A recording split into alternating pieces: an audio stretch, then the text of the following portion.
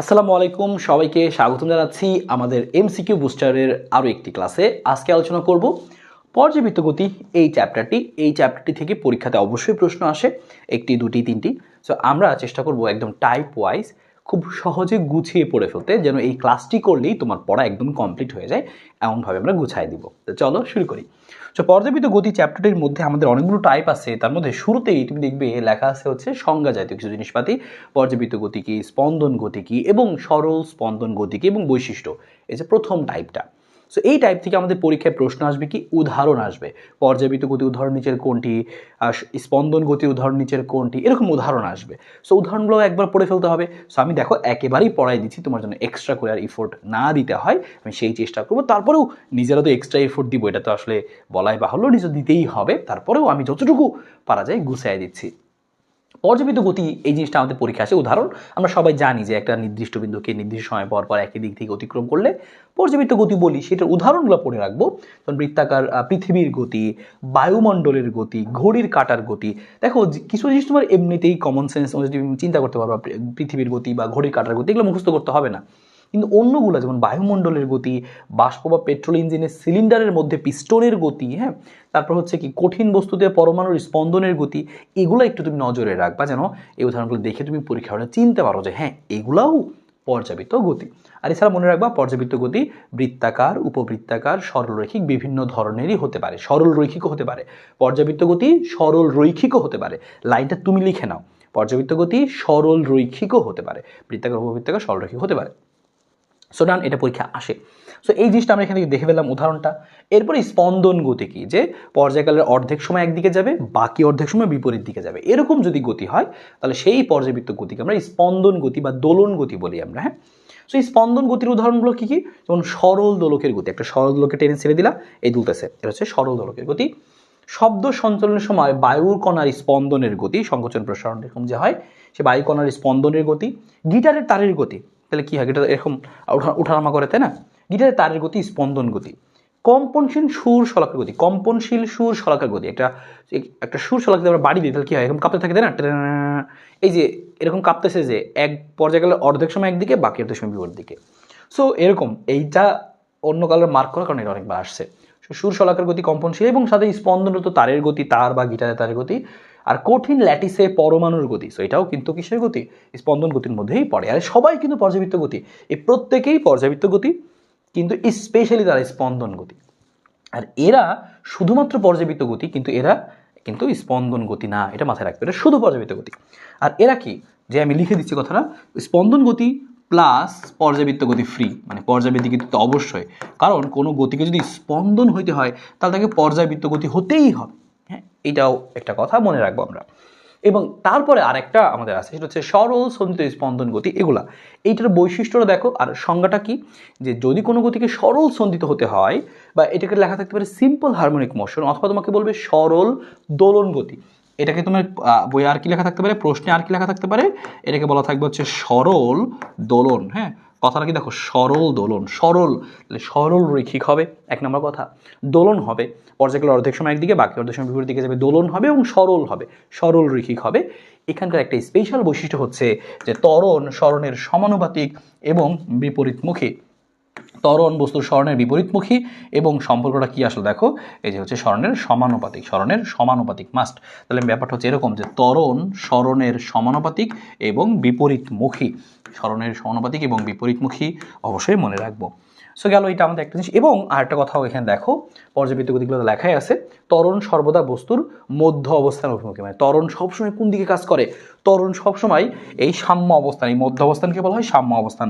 ত্বরণ বস্তুর এই মধ্য অবস্থানের দিকে কাজ করে। সো দেখো এখানকার প্রত্যেকটা ইনফরমেশনই ইম্পর্টেন্ট, সো প্রত্যেকটাকে তোমাকে মনে রাখতে হবে, এক একটা এমসিকিউ, প্রত্যেকটা এক একটা এমসিকিউ। এই সরল সদিত স্পন্দনের যে সরণ, সেটা সাইন বা কোসাইনের অপেক্ষক। সাইন বা কোসাইনের অপেক্ষক মানে কি, মানে আমরা সরণটাকে সাইন বা কোসাইন দিয়ে লিখতে পারবো, আমরা এটাকে সাইন দিয়ে প্রকাশ করতে পারবো, বা হচ্ছে কোসাইন, হ্যাঁ, বা হচ্ছে কস দিয়ে আমরা এটাকে প্রকাশ করতে পারবো। সাইন বা কস দুইভাবেই প্রকাশ করা যায়, কাকে, এই সরণকে, এক্সকে, হ্যাঁ, এক্সকে আমরা সাইন কস দুইভাবেই প্রকাশ করতে পারি। এই কথাটা স্পেশালি সুন্দর করে মনে রাখি। উদাহরণ যদি তুমি চিন্তা করো, উদাহরণগুলো আমি বলে দিচ্ছি যে আমাদের এখানে উদাহরণগুলো কি হবে, সরল স্পন্দিত এটার গতির উদাহরণগুলো কি হবে। হ্যাঁ, তাহলে উদাহরণগুলো কি হবে তুমি একটু খেয়াল করো। যখন একটা হচ্ছে সরল দোলকের গতি, তবে কথাটা মাথায় রাখতে হবে, সরল দোলকের গতি, সরল দোলকের গতি এই উদাহরণটা আসে, সরল দোলকের গতি, তবে সেটা স্বল্প বিস্তার, স্বল্প বিস্তার মানে বেশি টাইনে ছাড়া যাবে না, অল্প টেনে ছাড়তে হবে, না হলে সরলরৈখিক হবে না। স্বল্প বিস্তার মানে কত, এই থিটার মানটা হচ্ছে মোটামুটি 4 ডিগ্রির মধ্যে, হ্যাঁ 4 ডিগ্রির মধ্যেই টেনে ছেড়ে দাও। তারপর হচ্ছে কি, তারপর হচ্ছে স্প্রিংয়ের গতি, হ্যাঁ যে আদর্শ স্প্রিংয়ের গতি, আমি শুধু লিখলাম স্প্রিংয়ের গতি, আদর্শ স্প্রিংয়ের গতি, হ্যাঁ কোনো বাধাহীনভাবে স্প্রিং চলতেছে সেটা। এবং আরেকটা হচ্ছে কম্পনশীল সুর শলাকার গতি, কম্পনশীল সুর শলাকা, কম্পনশীল সুর শলাকার গতি, হ্যাঁ কম্পনশীল সুর শলাকা যে কাঁপতে থাকে। সো এই প্রত্যেকেই কিন্তু স্পন্দন গতি, আবার প্রত্যেকেই সরল স্পন্দন অর্থাৎ সরল দোলন গতি, আর সবাই তো পর্যাবৃত্ত গতি আছেই। কারণ এই কোনো গতিকে যদি সরল দোলন গতি হতে হয় বা সরল স্পন্দিত স্পন্দন গতি হতে হয়, তাকে স্পন্দন গতি হতে হবেই। সবাই স্পন্দন, হ্যাঁ এরা সবাই স্পন্দন, সবাই পর্যাবৃত্ত। আর এই তিনটা হচ্ছে স্পেশালি এইগুলোর পাশাপাশি যেটা সরল দোলনও, এখানে সরলরৈখিক হয় গতিগুলো, এই কথাটুকু মনে রাখবো।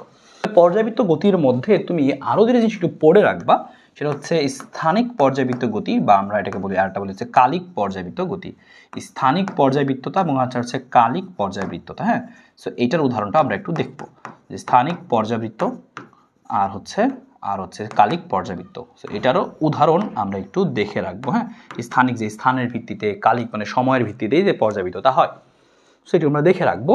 ওকে, সো আমরা দেখি এবার পরের প্রশ্নগুলো দেখা শুরু করি আমরা। যে ঘড়ির কাঁটার গতি কী ধরনের গতি, সবার আগে খেয়াল করবো যে ঘড়ির কাঁটা দেখো পর্যাবৃত্ত গতি আছে, তো পর্যাবৃত্ত গতি তো হবেই। সো ঘড়ির কাঁটা গতি পর্যাবৃত্ত গতি, কারণ এটা নির্দিষ্ট বিন্দুকে সবাই একইভাবে গতিক্রমগুলো থাকে, বোর্ডের প্রশ্ন।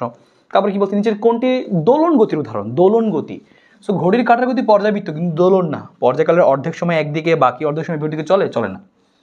আর সূর্যের চারদিকে পৃথিবী গতি না, এটাও গোল ঘুরতেছে, পৃথিবীর বৈদ্যুতিক পাখের গতি এটাও গোল ঘুরতেছে।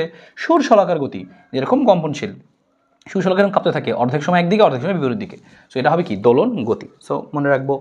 নিচের কোনটি সরল সন্ধিত স্পন্দন, সরল সন্ধিত স্পন্দনের স্পেশাল বৈশিষ্ট্য কি, যে ত্বরণ সরণের সমানুপাতিক বিপরীতমুখী হবে, কম বিস্তার হইতে হবে।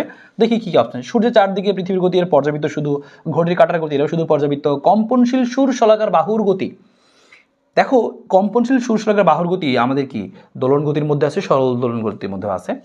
যে কোনো বিস্তারে সরল দোলকের গতি না, এই কথাটা ভুল, যে কোনো বিস্তারে না, এই কথাটা ভুল। এটা কি হবে, যে স্বল্প বিস্তারে, যদি স্বল্প বিস্তারে অপশনে থাকতো তাহলে আমরা এটাকে দাগাইতে পারতাম, এটাকে দাগাইতে পারতাছি না এখন, কারণ এটা যে কোনো বিস্তারে বলছে। বেশি টানলে কিন্তু সেটা 4 ডিগ্রির বাইরে চলে গেলে কিন্তু থিটার মানটা, এই বিস্তারের মানটা 4 ডিগ্রির বেশি হলে কিন্তু আর সেটা সরল স্পন্দন গতি হয় না, সেটা শুধু সরল দোলকের গতি হয় বা দোলন গতি হয়। তাহলে অপশন বাকি থাকতেছে কোনটা, এটা কম্পনশীল সুর শলাকার বাহুর গতি, যে কাঁপতে থাকে বলছিলাম, এটা দোলনও হয় আবার সরল কি হয়, সরল স্পন্দন গতি হয়। তো দুইটাই, সরল দোলন আবার সরল দোলন দুইটাই হয় এটা। হ্যাঁ, ওকে ফাইন, আমরা বুঝলাম স্বল্প বিস্তারে সরল দোলকের গতি কি ধরনের গতি। এবার একদম তুমি শিওর যে সরল দোলন গতি, স্বল্প বিস্তারে আছে সরল দোলন গতি হবে। তো দেখি বুঝতে পারতেছো, বলছে সরল সঞ্চিত গতিসম্পন্ন কোনো কণার ত্বরণ আর সরণের মধ্যে সম্পর্ক কি। আমরা জানতাম যে ত্বরণ সরণের সমানুপাতিক এবং বিপরীতমুখী, সেখানে সমানুপাতিক কথা আছে, কণার ত্বরণ সরণ সমানুপাতিক আছে, সমানুপাতিক হবে। সরল সঞ্চিত স্পন্দনের বৈশিষ্ট্য নয় কোনটি, বলছে কণার সরণ সাইন বৈশিষ্ট্য নয় বলছে, কণার সরণ সাইন বা কোসেন অপেক্ষক, হ্যাঁ এটা বৈশিষ্ট্য, এটা আমাদের বৈশিষ্ট্য আর কি, এটা অবশ্যই বৈশিষ্ট্য। তারপর হচ্ছে বলের দিক সাম্য বিন্দু অভিমুখী, বলের দিক বা ত্বরণের দিক একই কথা, বলের দিক বলুক আর ত্বরণের দিক বলুক একই কথা, সাম্য বিন্দু অভিমুখী, মধ্যবিন্দু অভিমুখী, হ্যাঁ এটাও ঠিক কথা। তারপর সাম্য বিন্দুতে গতিশক্তি সবচেয়ে কম, ভুল। সাম্য বিন্দুতে সাম্যাবস্থায় গতিশক্তি সবচেয়ে বেশি হয়, বেগ সবচেয়ে বেশি হয়।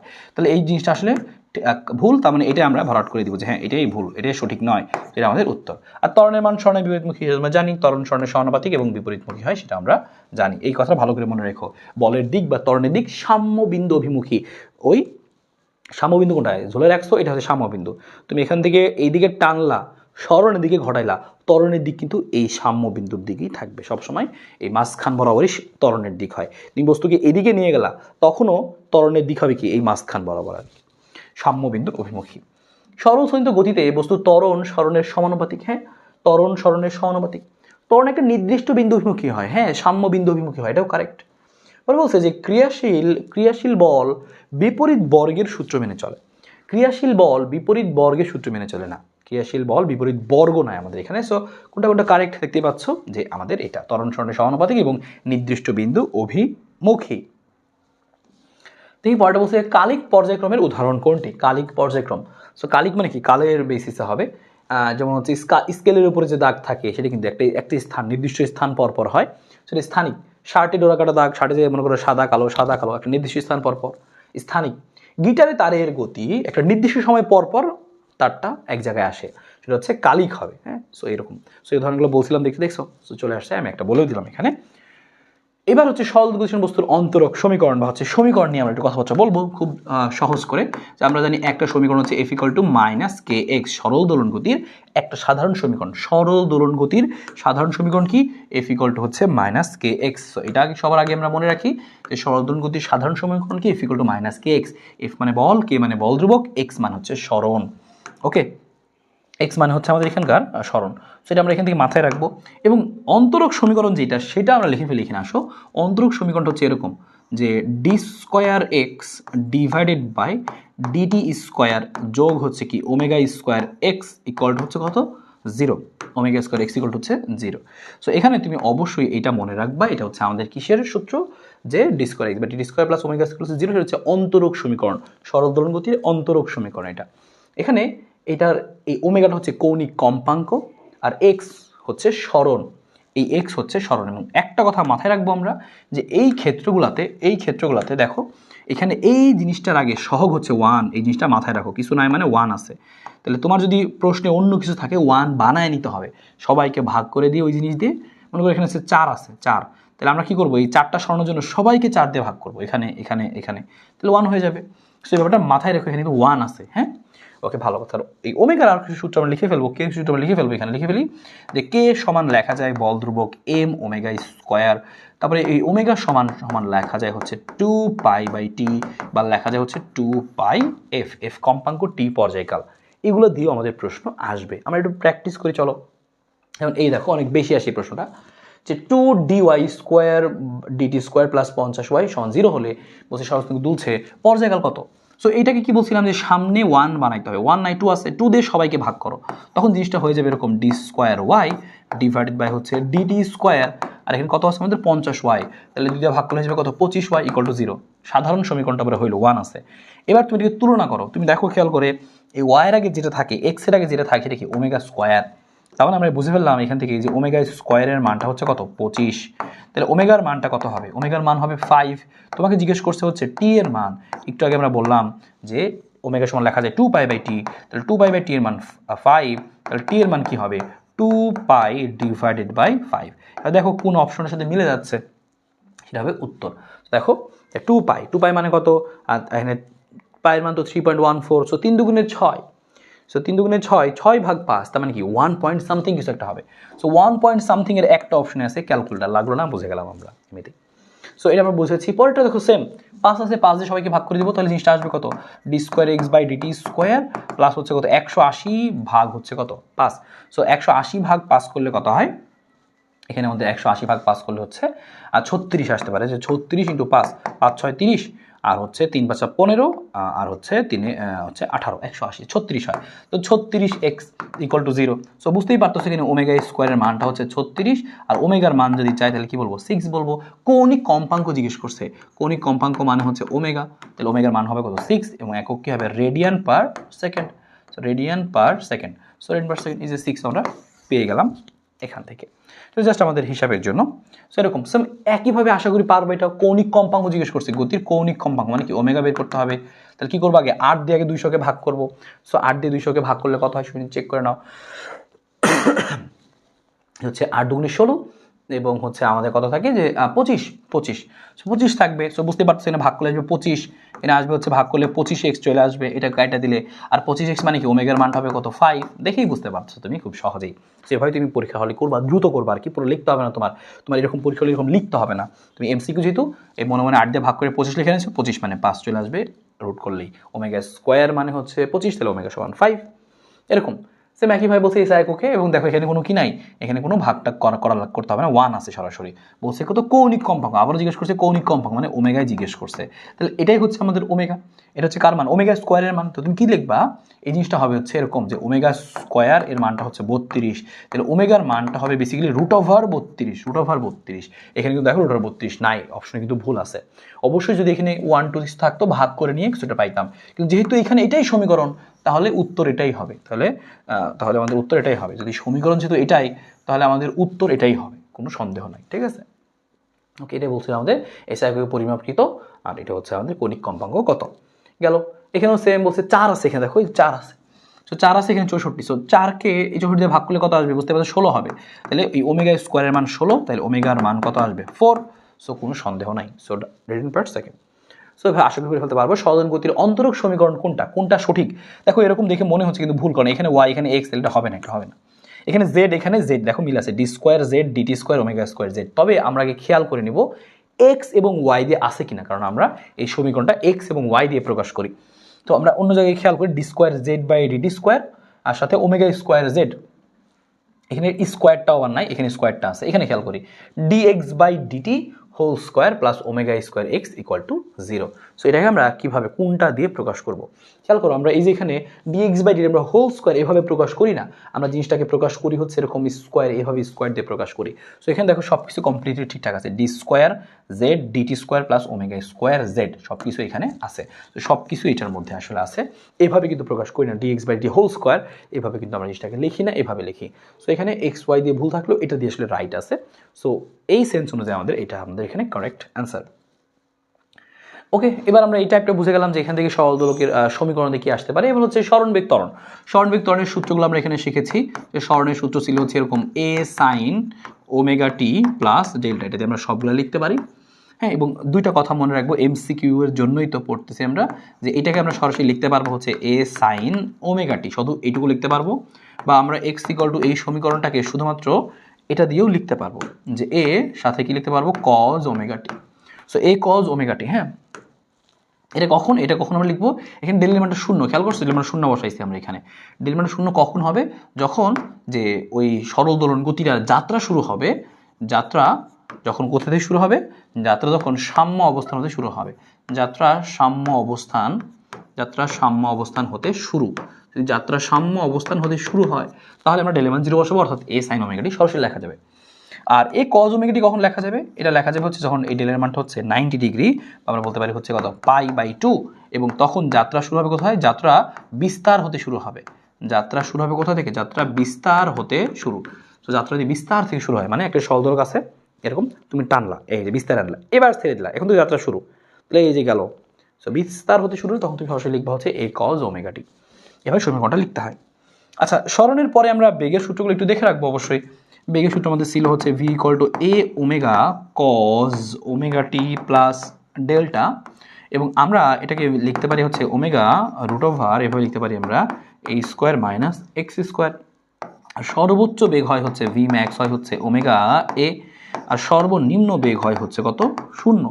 পরীক্ষাতে এইটা বেশি আসে, সর্বোচ্চ বেগ কোথায় হয়, সর্বোচ্চ বেগটা হয় হচ্ছে সাম্য অবস্থানে, এটা মনে রাখবো যে সাম্যাবস্থানে বেগের মানটা সর্বোচ্চ হয়। সাম্যাবস্থান মানে কি এক্স ইকুয়াল টু 0, আর মিনিমাম কখন হয়, মিনিমাম হয় হচ্ছে বিস্তারে, হ্যাঁ মিনিমাম হয় হচ্ছে বিস্তারে এক্স ইকুয়াল টু এ যখন, তখন আমাদের বেগটা সর্বনিম্ন হয়। আর আরেকটা কথা মনে রাখতে হবে, এই বেগটা আমরা কি করতে পারি, এই স্মরণকে ডিফারেন্সিয়েশন করলে আমাদের বেগটা আসবে ডিএক্স বাই ডিটি। সো এটুকু সুন্দর করে মনে রাখো। আর আরেকটা জিনিস আমাদের আসবে এখান থেকে, সেটা হচ্ছে ত্বরণ। সো আমরা ত্বরণটাও লিখে ফেলে আসো এখানে, হ্যাঁ এখানে আমরা ত্বরণটাও লিখে ফেলি। সো ত্বরণটা আমাদের কি আসে, এ সমান হচ্ছে ডিভি বাই ডিটি, যদি বেগকে আমরা ডিফারেন্সিয়েশন করি, এবং সেই ডিফারেন্সিয়েশন করলে আসে কত মাইনাস ওমেগা স্কোয়ার এ sine omega t plus delta,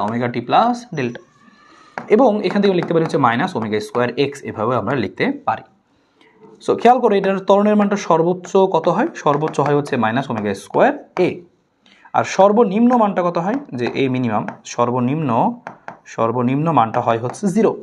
কোথায় হয় সর্বনিম্ন মান, ত্বরণ মান হচ্ছে সাম্যাবস্থানে, সেটা উল্টা, এটা হচ্ছে উল্টা সাম্যাবস্থান, সাম্য অবস্থানে কি হয়, ত্বরণটা সর্বনিম্ন, আর বিস্তারে ত্বরণটা হয় হচ্ছে সর্বোচ্চ।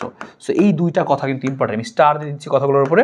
এই যে কোথায় কোথায় সর্বোচ্চ হয়, কোথায় সর্বনিম্ন হয়, হ্যাঁ, তারপরে কোথায় সর্বোচ্চ হয়, কোথায় সর্বনিম্ন হয়, এই লাইনগুলো ইম্পর্টেন্ট, হ্যাঁ, যে এই লাইনগুলো ইম্পর্টেন্ট আর কি, এই টার্মগুলো ইম্পর্টেন্ট। সো এই সরণ বেগ ত্বরণের সূত্রগুলো দেখে ফেললাম। দেখি আমরা এখানে আবার আমাদের এমসিকিউতে আসলে কি কি এখানে আসে। নর্মাল প্রশ্ন হবে, একটা সমীকরণ দিয়ে বলবে এটা বের করে, এটা বের করে, সেটা বের করে, এটা নর্মাল প্রশ্ন। তো আমরা সেই টাইপের প্রশ্নগুলো আগে ডিল করি। চলো, বলছে সরণ দেওয়া আছে y সমান 10 sin এত, কোনটি সর্বোচ্চ বেগ। আমরা একটু আগে শিখছি যে সর্বোচ্চ বেগ v max ইকুয়াল টু কত হয়, ওমেগা a। এবার খেয়াল করো, সব কিছু আমরা এই সমীকরণ থেকে সবগুলোই বের করে দেখাবো। আগে v maxটা বের করি, তার আগে মনে রাখবা y ইকুয়াল টু যে 10 sin, আমি সমীকরণটা এই সাইডে লিখি এবং সবগুলো বের করি। সমীকরণটা লেখা আছে y ইকুয়াল টু হচ্ছে কত, 10 sin, সাথে আছে হচ্ছে 12t মাইনাস পাই বাই 6। এটা সব কিছু তোমাকে বের করে দেখায়। এই সমীকরণে হচ্ছে আমাদের, দেখো এটা হচ্ছে আমাদের কি বিস্তার, এই সাইনের এক যেটা থাকবে শুরুতে হচ্ছে বিস্তার, কিছু না থাকলে 1 আছে, তাহলে 1 হচ্ছে বিস্তার। সো 10 এটা হচ্ছে আমাদের বিস্তার। তবে তোমাকে বলে ওমেগা এ সাইন ওমেগা টি, সো ওমেগার মান কত, এই যে হচ্ছে 12 হচ্ছে ওমেগা, সো 12 হচ্ছে আমাদের ওমেগা হবে। আর ডেল্টা কত, ডেল্টা হচ্ছে দেখো প্লাস ডেল্টা হইতো এ sine omega t plus delta, এখানে হচ্ছে মাইনাস পাই বাই 6, তাহলে ডেল্টার মান বেশি হলো তো মাইনাস পাই বাই 6। তুমি এখান থেকে আরও জিনিস যেগুলো বের করতে পারো শিখলাম, এখন বের করবো, আসো। যেমন ভি ম্যাক্স সমান ওমেগা এ, সো সর্বোচ্চ বেগ বের করতে বলছে। ওমেগার মান কত, ওমেগার মান হচ্ছে 12 এবং এর মানটা হচ্ছে 10, দেখেই বুঝতে পারতেছো। তোমার পরীক্ষা হলে এইভাবে লেখা দরকার, তুমি দেখেই বুঝবা। এখানে ওমেগা টি এটা 12, আর এই যে হচ্ছে এ 12 আর 10 120, তো 120 তুমি লাগাই দিবা, জাস্ট কোনো কিছু লিখতে হবে না, ঠিক আছে। সো এইভাবে তুমি বাকিগুলোও বের করে ফেলতে পারবা। সরল স্পন্দিত স্পন্দন বিশিষ্ট কোনো কণা আর বারবার স্পন্দিত হওয়ার কারণ কি, বারবার স্পন্দিত কেন হয়, বারবার স্পন্দিত কেন হয়? এগুলো হচ্ছে গতি জড়তা এবং হচ্ছে কি প্রত্যয়নী বল, গতি জড়তা এবং প্রত্যয়নী বল, কারণ গতির কারণে সে চলতেছে এবং পাশাপাশি প্রত্যয়নী বল, এটা মনে রাখবো আমরা এখান থেকে। পরের প্রশ্ন বলছে যে সরল স্পন্দনরত কণার সর্বোচ্চ বেগ সর্বোচ্চ ত্বরণ এত এত হলে কৌণিক কম্পাঙ্ক কত? সর্বোচ্চ বেগ, সো আমরা এখানে দেখতে পাচ্ছি হচ্ছে ভি ম্যাক্স, ভি ম্যাক্স সমান সমান কত, ভি ম্যাক্স সমান সমান হচ্ছে আমাদের 16, ভি ম্যাক্স সমান হচ্ছে 16, আর ভি ম্যাক্স সমান সমান 16, আর এটার সূত্র কি, এটা সূত্র হচ্ছে ওমেগা এ, তাহলে আমরা লিখে নিলাম যে 16 সমান সমান হচ্ছে ওমেগা এ। তাহলে তোমাকে বলছিল সর্বোচ্চ ত্বরণ যে এ ম্যাক্স, শুধু ভ্যালুটা নিব আমরা এবার, এই মানটা হচ্ছে কত এবার 24, এবং এটা সূত্র কি ওমেগা স্কোয়ার এ, আমরা মাইনাস চিহ্নটা নিলাম না, শুধু মান নিলাম অঙ্কের জন্য। সো আমরা দেখো যদি এই একটাকে আরেকটা দিয়ে ভাগ করে দিই, হ্যাঁ, এই দুটো সমীকরণকে তুমি ভাগ করে দাও, হ্যাঁ, এই দুটো সমীকরণ যে আছে ভাগ করলে কি পাবো, মনে করো এটাকে এটা দিয়ে ভাগ করলাম, সো ওমেগা স্কোয়ার এ ভাগ হচ্ছে ওমেগা এ, হ্যাঁ, এটা হচ্ছে সাপোজ হচ্ছে তুমি 2 নং দিলা, দিলা হচ্ছে 1 নং। পরীক্ষাতে তুমি 1 নং 2 নং লিখবা না, এমসিকিউ যেহেতু তুমি ডাইরেক্ট ভাগ করবা, তাহলে তুমি মানটা পেয়ে যাবা। তাহলে ওমেগা স্কোয়ারের মান ছিল 24 আর ওমেগা এর মানটা হচ্ছে 16, সো এখানে ভাগ করলে কি হবে, এ কাটা ওমেগা ওমেগা কাটা, তাহলে থাকবে ওমেগা, সো ওমেগা কাটলে কি হবে, এখানে দেখো 8 দিয়ে কাটলে আসে 3, এখানে আসে হচ্ছে 2, সো ওমেগার মানটা আসে 3/2, 3/2 মানে কত 1.5, সো ওমেগার মানটা কত আসে 3/2, সো অপশন এখানে 3/2 আকারই আছে, সো এখানে 3/2 লিখে দিই তোমার সুবিধার জন্য, এখানে 3/2, দেখো ওমেগার মানটা কত 3/2 radian per second. So that's it. So এরকমভাবে আসতে পারে। সরল স্পন্দিত গতিসম্পন্ন কণার ক্ষেত্রে কোনো সঠিক, খুব মনোযোগ দিয়ে দেখব। সরণ সর্বনিম্ন হলে বেগ সর্বোচ্চ হয়, হ্যাঁ, দেখো সরণ সর্বনিম্ন মানে কি x0, এবং সেখানে বেগ সর্বোচ্চ। সরণ সর্বাধিক হলে বেগ অসীম না, সরণ সর্বাধিক হলে বেগ সর্বাধিক না, সরণ সর্বনিম্ন হলে বেগ সর্বনিম্ন না, তাহলে আমরা যেটা পাইছিলাম ওটাই রাইট। সরণ সর্বনিম্ন এবং সেখানেই বেগটা হচ্ছে সর্বোচ্চ, মানে সাম্য অবস্থান। সরণ সর্বনিম্ন মানে তো সাম্য অবস্থান, সেটা আমরা এখান থেকে মনে রাখবো। পরটা কি বলছে, সরল স্পন্দিত স্পন্দনরত কণার পাশাপাশি সর্বোচ্চ অবস্থান ও সাম্য অবস্থানের দশা পার্থক্য কত? যে এরকম যে এখানে আসছো তুমি আর এখানে আসো, মনে আছে এখানে দশা পার্থক্য ছিল 0 আর এখানে দশা পার্থক্য ছিল, দশা ছিল হচ্ছে π/2, তাহলে পার্থক্য কত? এই দেখো এটা হচ্ছে সর্বনিম্ন অবস্থান, সাম্য অবস্থান হচ্ছে বিস্তার, তাহলে সহজ প্রশ্ন, সাম্য অবস্থান আর বিস্তার, তাহলে সাম্য অবস্থান আর বিস্তারের মধ্যে দশা পার্থক্য কত? যে সাম্যাবস্থান, যে সাম্যাবস্থান আর বিস্তার, সাম্যাবস্থান আর বিস্তারের দশা পার্থক্য একদম ঠাড়া মুখস্থ রাখো, যে সাম্যাবস্থান আর বিস্তারের মধ্যে দশার পার্থক্য কত? পার্থক্য করলে কি পাবা, দেখো পার্থক্য ডেল ডি বের করো, তাহলে পাবা কত π/2 - 0, তাহলে কত পাবা π/2, তাহলে আজকে থেকে যেন মুখস্থ থাকে সাম্যাবস্থান আর বিস্তারের পার্থক্য কত, π/2, উত্তর হবে কত π/2। হ্যাঁ, তোমার কোনো ভাই বলতে পারতো সর্বনিম্ন অবস্থান সর্বোচ্চ অবস্থান, সর্বনিম্ন অবস্থান মানে সাম্যাবস্থান আর সর্বোচ্চ অবস্থান মানে হচ্ছে বিস্তার, এভাবে বলতে পারে। বলছে একটি সরল দল গতিসম্পন্ন কণার সরণ 5 সেন্টিমিটার এবং এর ত্বরণ এত হলে পর্যায়কাল কত? সো তোমাকে বলেই দিচ্ছে যে হচ্ছে ত্বরণের মানটা, আমরা জানি ত্বরণ সমান সমান হচ্ছে মাইনাস লিখলাম না এখানে ওমেগা স্কোয়ার এক্স, তো তোমাকে ত্বরণ বলতে হচ্ছে 80 সেন্টিমিটার একক আছে, খেয়াল করো ওমেগা স্কোয়ারের মানটা আমরা হচ্ছে জানি না, ওমেগা স্কোয়ার বের করবো। সো ওমেগা স্কোয়ার থাকুক, আর এক্স এর মানটা কত দেখো 5, এটাও সেন্টিমিটার আছে, এটাও সেন্টিমিটার। সো আমি আর কোনো কাহিনী করলাম না। সো ভাগ করলে চলে আসবে কত, ওমেগা স্কোয়ারের মানটা আসলে হচ্ছে 16, তাহলে ওমেগার মানটা আসবে কত 4। আমাদের বলছিল পর্যায়কাল বের করো, তাহলে পর্যায়কাল কি হবে, আমরা জানি 2π/t সমান সমান হচ্ছে এই 4, ওমেগার মান তো 2π/t। সো টি এর মান কত হবে, সুতরাং নিশ্চয়ই বুঝতে পারতেছো টি সমান সমান হবে হচ্ছে 2π/4। আর যদি কাটাকাটি করি তাহলে আসবে কত, দেখো এখানে টি এর মানটা আসবে π/2। সো π/2 আকারে আমি দাগাই দেবো, এখানে π/2 আকারে আছে, এত সেকেন্ড হবে আসলে। হ্যাঁ, সো এখানে এই হচ্ছে প্রশ্নটা ছিল, কোন নিচের কোনটি শূন্য দশার সমতুল্য।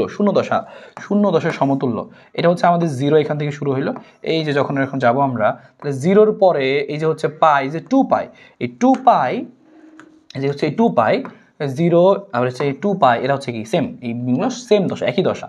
সেটা হচ্ছে 0, এটা হচ্ছে 2π। তো 0 আর 2π হচ্ছে কি আমাদের যে শূন্য দশা বা সমদশার সমতুল্য, একই কথা। শূন্য কত হবে 2π, সো 2π। সো এইভাবে কিন্তু আমরা এখান থেকে দাগিয়ে দিতে পারি। বলছি সরল সঞ্চিত স্পন্দনিত কণা কত সময় পর পর একই দশা প্রাপ্ত হয়। আমরা জানি টি সময় পর পর, পর্যায়কাল সময় পর পর একই দশা প্রাপ্ত হয়। টি সময় পর একই দশায় আসে, পর্যায়কালের পর একই দশায় আসে, টি সময় পর একই দশা প্রাপ্ত। সো টি সময় পর একই দশা প্রাপ্ত হয়। এখন টি তো জানি না, টি সমান সমান কি লেখা যাবে, 2π/ω।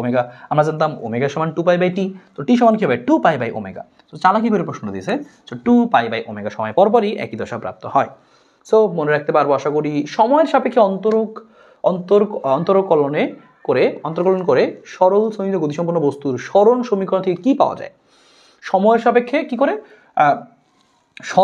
সময়ের সাপেক্ষে সরণকে কি পাওয়া যায়, সরণ থেকে বেগ পাওয়া যায়, কারণ আমরা জানি dx/dt, যে সময়ের সাপেক্ষে সরণকে অন্তরীকরণ করে কি পাওয়া যায়, বেগ পাওয়া যায়। সো দেখছো এটাও কিন্তু এমসিকিউতে দিয়ে দিছে 22 সালে। এবার বলছে যে সরল সঞ্চিত স্পন্দনিত কণাসম্পন্ন কণার সরণ এত হলে বেগ সময় লেখচিত্র অঙ্কন করো। বেগ সময় সরণটা দেওয়া আছে এত, খেয়াল করো, আমরা যখন সমীকরণ দিবে কি করব, সরণ দেওয়া আছে আমাদের হচ্ছে x = a sin ωt। So a sin ωt, খেয়াল করো এই সমীকরণটি যদি আমরা বেগ বের করি নিই তাহলে কি আসবে, এটাকে অন্তরীকরণ করলে আসবে হচ্ছে a cos ωt, আর সাথে এই ওমেগাটাও আসবে। So a omega cos ωt, তার মানে cos দিয়ে আসলো। আর cos দিয়ে যখন আসবে তখন তুমি গ্রাফগুলো কিভাবে আঁকবা। হ্যাঁ, কজের গ্রাফটা শুরু হয় এই যে এরকম এই বিন্দু থেকে, হ্যাঁ এই বিন্দু থেকে। আর সাইন হলে গ্রাফটা, যদি সাইনের গ্রাফটা আঁকতে বলতো, মনে করো এক্স আর টি এর গ্রাফ আঁকতে বলো, সাইন আছে, তুমি দেখবা সাইন না কজ আছে, সাইন আছে, তো শুরু হবে যে এই মাঝখান থেকে। যেহেতু প্লাস আছে তাহলে উপরের দিকে যাবে, উপরের দিকে এরকম যাবে শেষ। যদি সামনে মাইনাস থাকতো তখন এইটা নিচের দিক থেকে শুরু হইতো, এরকম শুরু হইতো, নিচ থেকে শুরু হইতো এরকম, বুঝতে পারছো। সো আমাদের যেটা প্লাস আছে প্লাসই থাকুক। সো ওকে, এটা আমাদের এক্স এর জন্য। আমি এবার তোমাকে এই যে যেটা আমাদের প্রশ্নে চাইছে বেগ বনাম সময়, সেটা আঁকবো এবার আমরা। দেখো বেগের গ্রাফটা কি কজ দিয়ে, তো কজ দিয়ে শুরু হলে এখান থেকে শুরু হবে বা এখান থেকে শুরু হবে, প্লাস আসে তাহলে উপর থেকে শুরু হবে, তার মানে তখন গ্রাফটা এরকম হতে থাকবে, বুঝতে পারছো। সো দেখো এটা কার সাথে মিল আছে আর কি, এরকম দেখো কার সাথে মিল আছে, এই দেখো উপর থেকে শুরু হয়েছে, পরে এরও বাকিটুকু আঁকে নাই, বাকিটুকু এরকম আঁকে নাই। সো এটাই উত্তর হবে। সেভাবে তুমি কিন্তু উত্তরগুলো করবা, ঠিক আছে। সমীকরণ দেখে তুমি কার গ্রাফ সেটা দেখে নিবা, ওই সমীকরণ না থাকলে সমীকরণটা ডিফারেন্সিয়েশন করে নিয়ে আসবা, তারপরে তুমি দেখবা কজ না সাইন, প্লাস না মাইনাস। ওকে, যদি এরকম হতো কোনো কারণে, মনে করো যে v = -a omega cos ωt plus delta, কথার কথা কোনো কারণে এরকম হয়েছে, তখন কি করতাম, মাইনাস আছে তারা কজ আছে, তাহলে মাইনাস যেহেতু নিচ থেকে শুরু হইতো, এই যে নিচ থেকে, তখন তুমি এরকম দিতে, বুঝতে পারছো। তো সেই জিনিসটা এটা একটু খাতায় তুলে রাখো, মুছে দিব আমি। ওকে, সিম্পল রাখলাম। সো ঠিক আছে, এটা আমাদের জিনিস গেল। সরল দোলন গতির জন্য কৌণিক সরণ নিচের কোনটির চেয়ে বেশি হতে পারে না, 4 ডিগ্রির চেয়ে বেশি হলে সেটা আমাদের কি হবে না, যে সরল দোলন গতি হবে না। বলছে একটি বস্তু কোনো সরল সঞ্চিত গতির সমীকরণ এত সাম্যাবস্থান থেকে সর্বোচ্চ সরণে যেতে কত সময় লাগে। তো এই ব্যাপারটা খুব ভালো মতো মনে রাখবো, যে সাম্যাবস্থান থেকে সর্বোচ্চ সরণ, তার মানে হচ্ছে এরকম, সাম্যাবস্থান থেকে সর্বোচ্চ সরণ মানে কি, এই প্রশ্ন সবাই খাতায় তুলে রাখবা, অন্যগুলো না তুললেও এটা তুলে রাখো, তুমি রিভিশন দিতে সময় সুবিধা হয় তোমার। সো এরকম যে এই যে তোমার একটা গতি যাচ্ছে, তোমাকে বলছিল যে কোথা থেকে কোথা, যে সাম্যাবস্থান থেকে সর্বোচ্চ সরণ, ধরলাম এই সাম্যাবস্থান, সর্বোচ্চ সরণ মানে হচ্ছে বিস্তার, তোমাকে বলছে এইটুকু সময় কত, আমরা যেটা জানি সেটা হচ্ছে যে একদম এখান থেকে শুরু করে এই যে এর মধ্যে দিয়ে এমনি এসে এখানে আসি, তখন এই পুরোটা সময়কে আমরা কি বলি, এই পুরোটাকে আমরা বলি হচ্ছে পর্যায়কাল টি, ঠিক কিনা। তার অর্ধেক কি হবে, এই অর্ধেক হবে হচ্ছে t/2, তার অর্ধেক কি হবে, তার অর্ধেক কি হবে, এটুকু t/2 হলে এইটুকু কত, এটুকু কত, এটুকু হবে t/4। তার মানে এই অংশটুকু, এই কালো এই অংশটুকু হচ্ছে t/4। সো আমরা এটুকু লিখে রাখতেছি এখানে t/4। হ্যাঁ, এটার সময় বেসিক্যালি কত হবে, t/4। খেয়াল করো পুরোটা টি, এর t/2, তার অর্ধেক t/4, তাহলে মনে রাখবা ঠিক হবে t/4। তো সর্বোচ্চ স্মরণে যেতে কত সময় লাগে, উত্তর হচ্ছে বড় হাতের t/4 এত সময় লাগে। হ্যাঁ, তাহলে ছোট হাতের টি লিখে রাখতে পারো যে ছোট হাতের টি ইকুয়াল টু t/4 এত সময় লাগে। টি এর মান বের করবো কিভাবে, সমীকরণ দেওয়া আছে 7 sin 0.5 t, তাহলে আমরা কি লিখবো a sin omega t। So এটা হচ্ছে ওমেগার মান 0.5। তো সমীকরণ হতে আমরা লিখতে পারি কি, যে সমীকরণ হতে লিখতে পারি আমরা, আমাদের সমীকরণ দেওয়া আছে কি, যে x equal to 7 sin 0.5 pi T. So আমরা এখানে লিখবো কি, এটাকে যদি তুলনা করি মনে মনে, x ইকুয়াল টু এটা হচ্ছে আমাদের a sin, সাথে হচ্ছে ওমেগা টি। দেখো ওমেগার মান কত দাঁড়াচ্ছে 0.5 পাই, আর ওমেগা সমান আমরা জানি হচ্ছে 2 পাই বাই টি।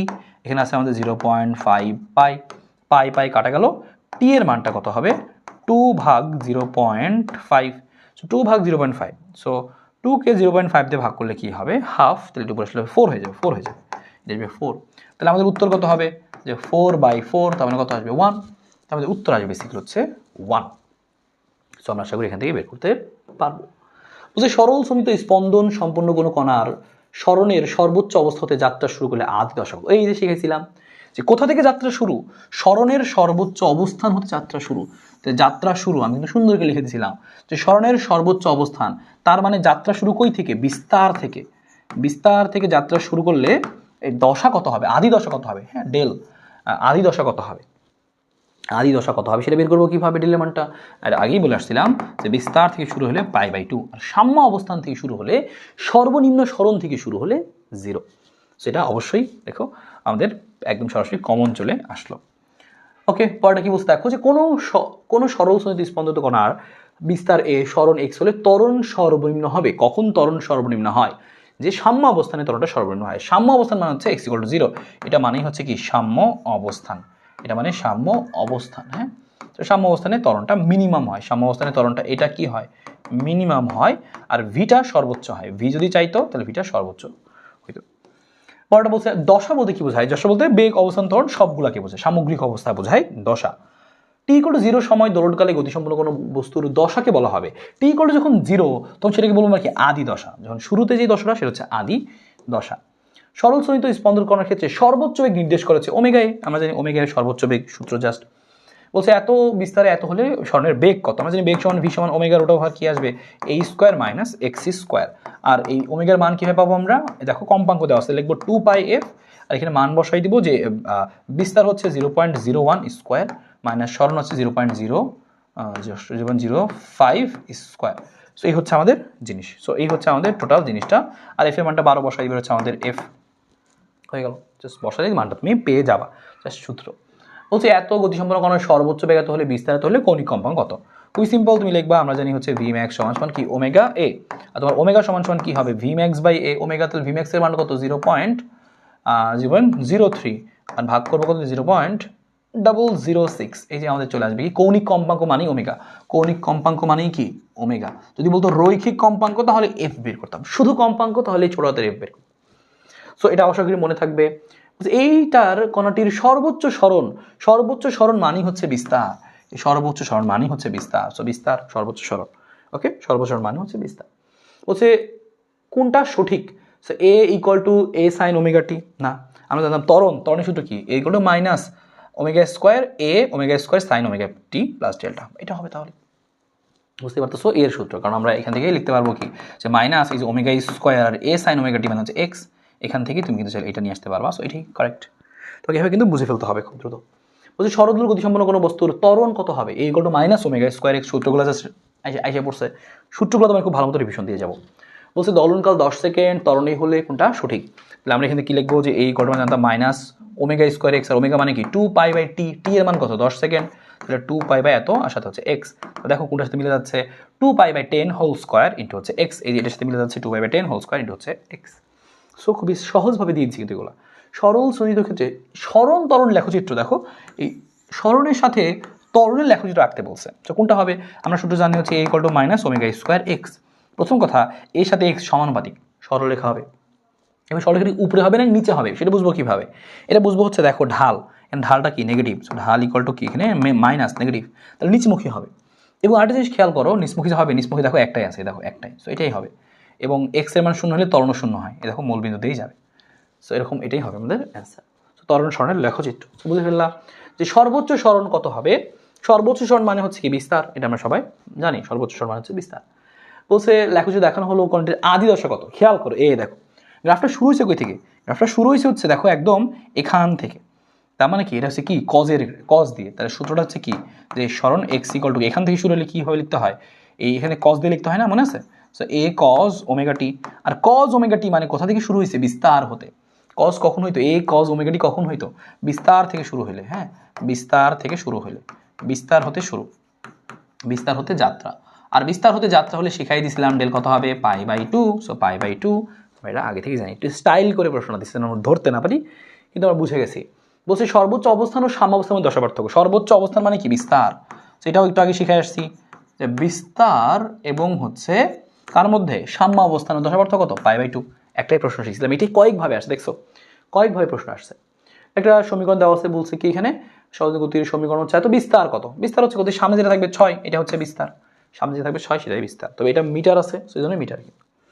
সো এটাও আমরা বুঝে গেলাম। নিচের কোনটি বেগের রাশিমালা? বেগিষ্ট কি omega root over a square minus x square. So খুবই সিম্পল সূত্রগুলো দেখে যাব। ওকে, বুঝে আশা করি এতটুকু। এরপরে আমাদের আছে এখান থেকে আসলে যে এখান থেকে আমাদের আছে যে সরল দোলকের গতিশক্তি সংক্রান্ত জিনিসগুলো। সো গতিশক্তি থেকে আমরা কয়েকটা জিনিস এখানে আমাদের পড়ে রাখতে হয়। যে আমাদের এখানে ছিল কি ইপি সমান আমরা কি জানতাম যে হচ্ছে হাফ কে এক্স স্কোয়ার। ইপি সূত্র কি ছিল আমাদের? হাফ কে এক্স স্কোয়ার। ইপিকে আমরা লিখতে পারতাম এইভাবে আরও যে হাফ, তারপরে কে, আর লিখতে পারতাম এইভাবে হাফ কে এ square sine square omega t plus delta.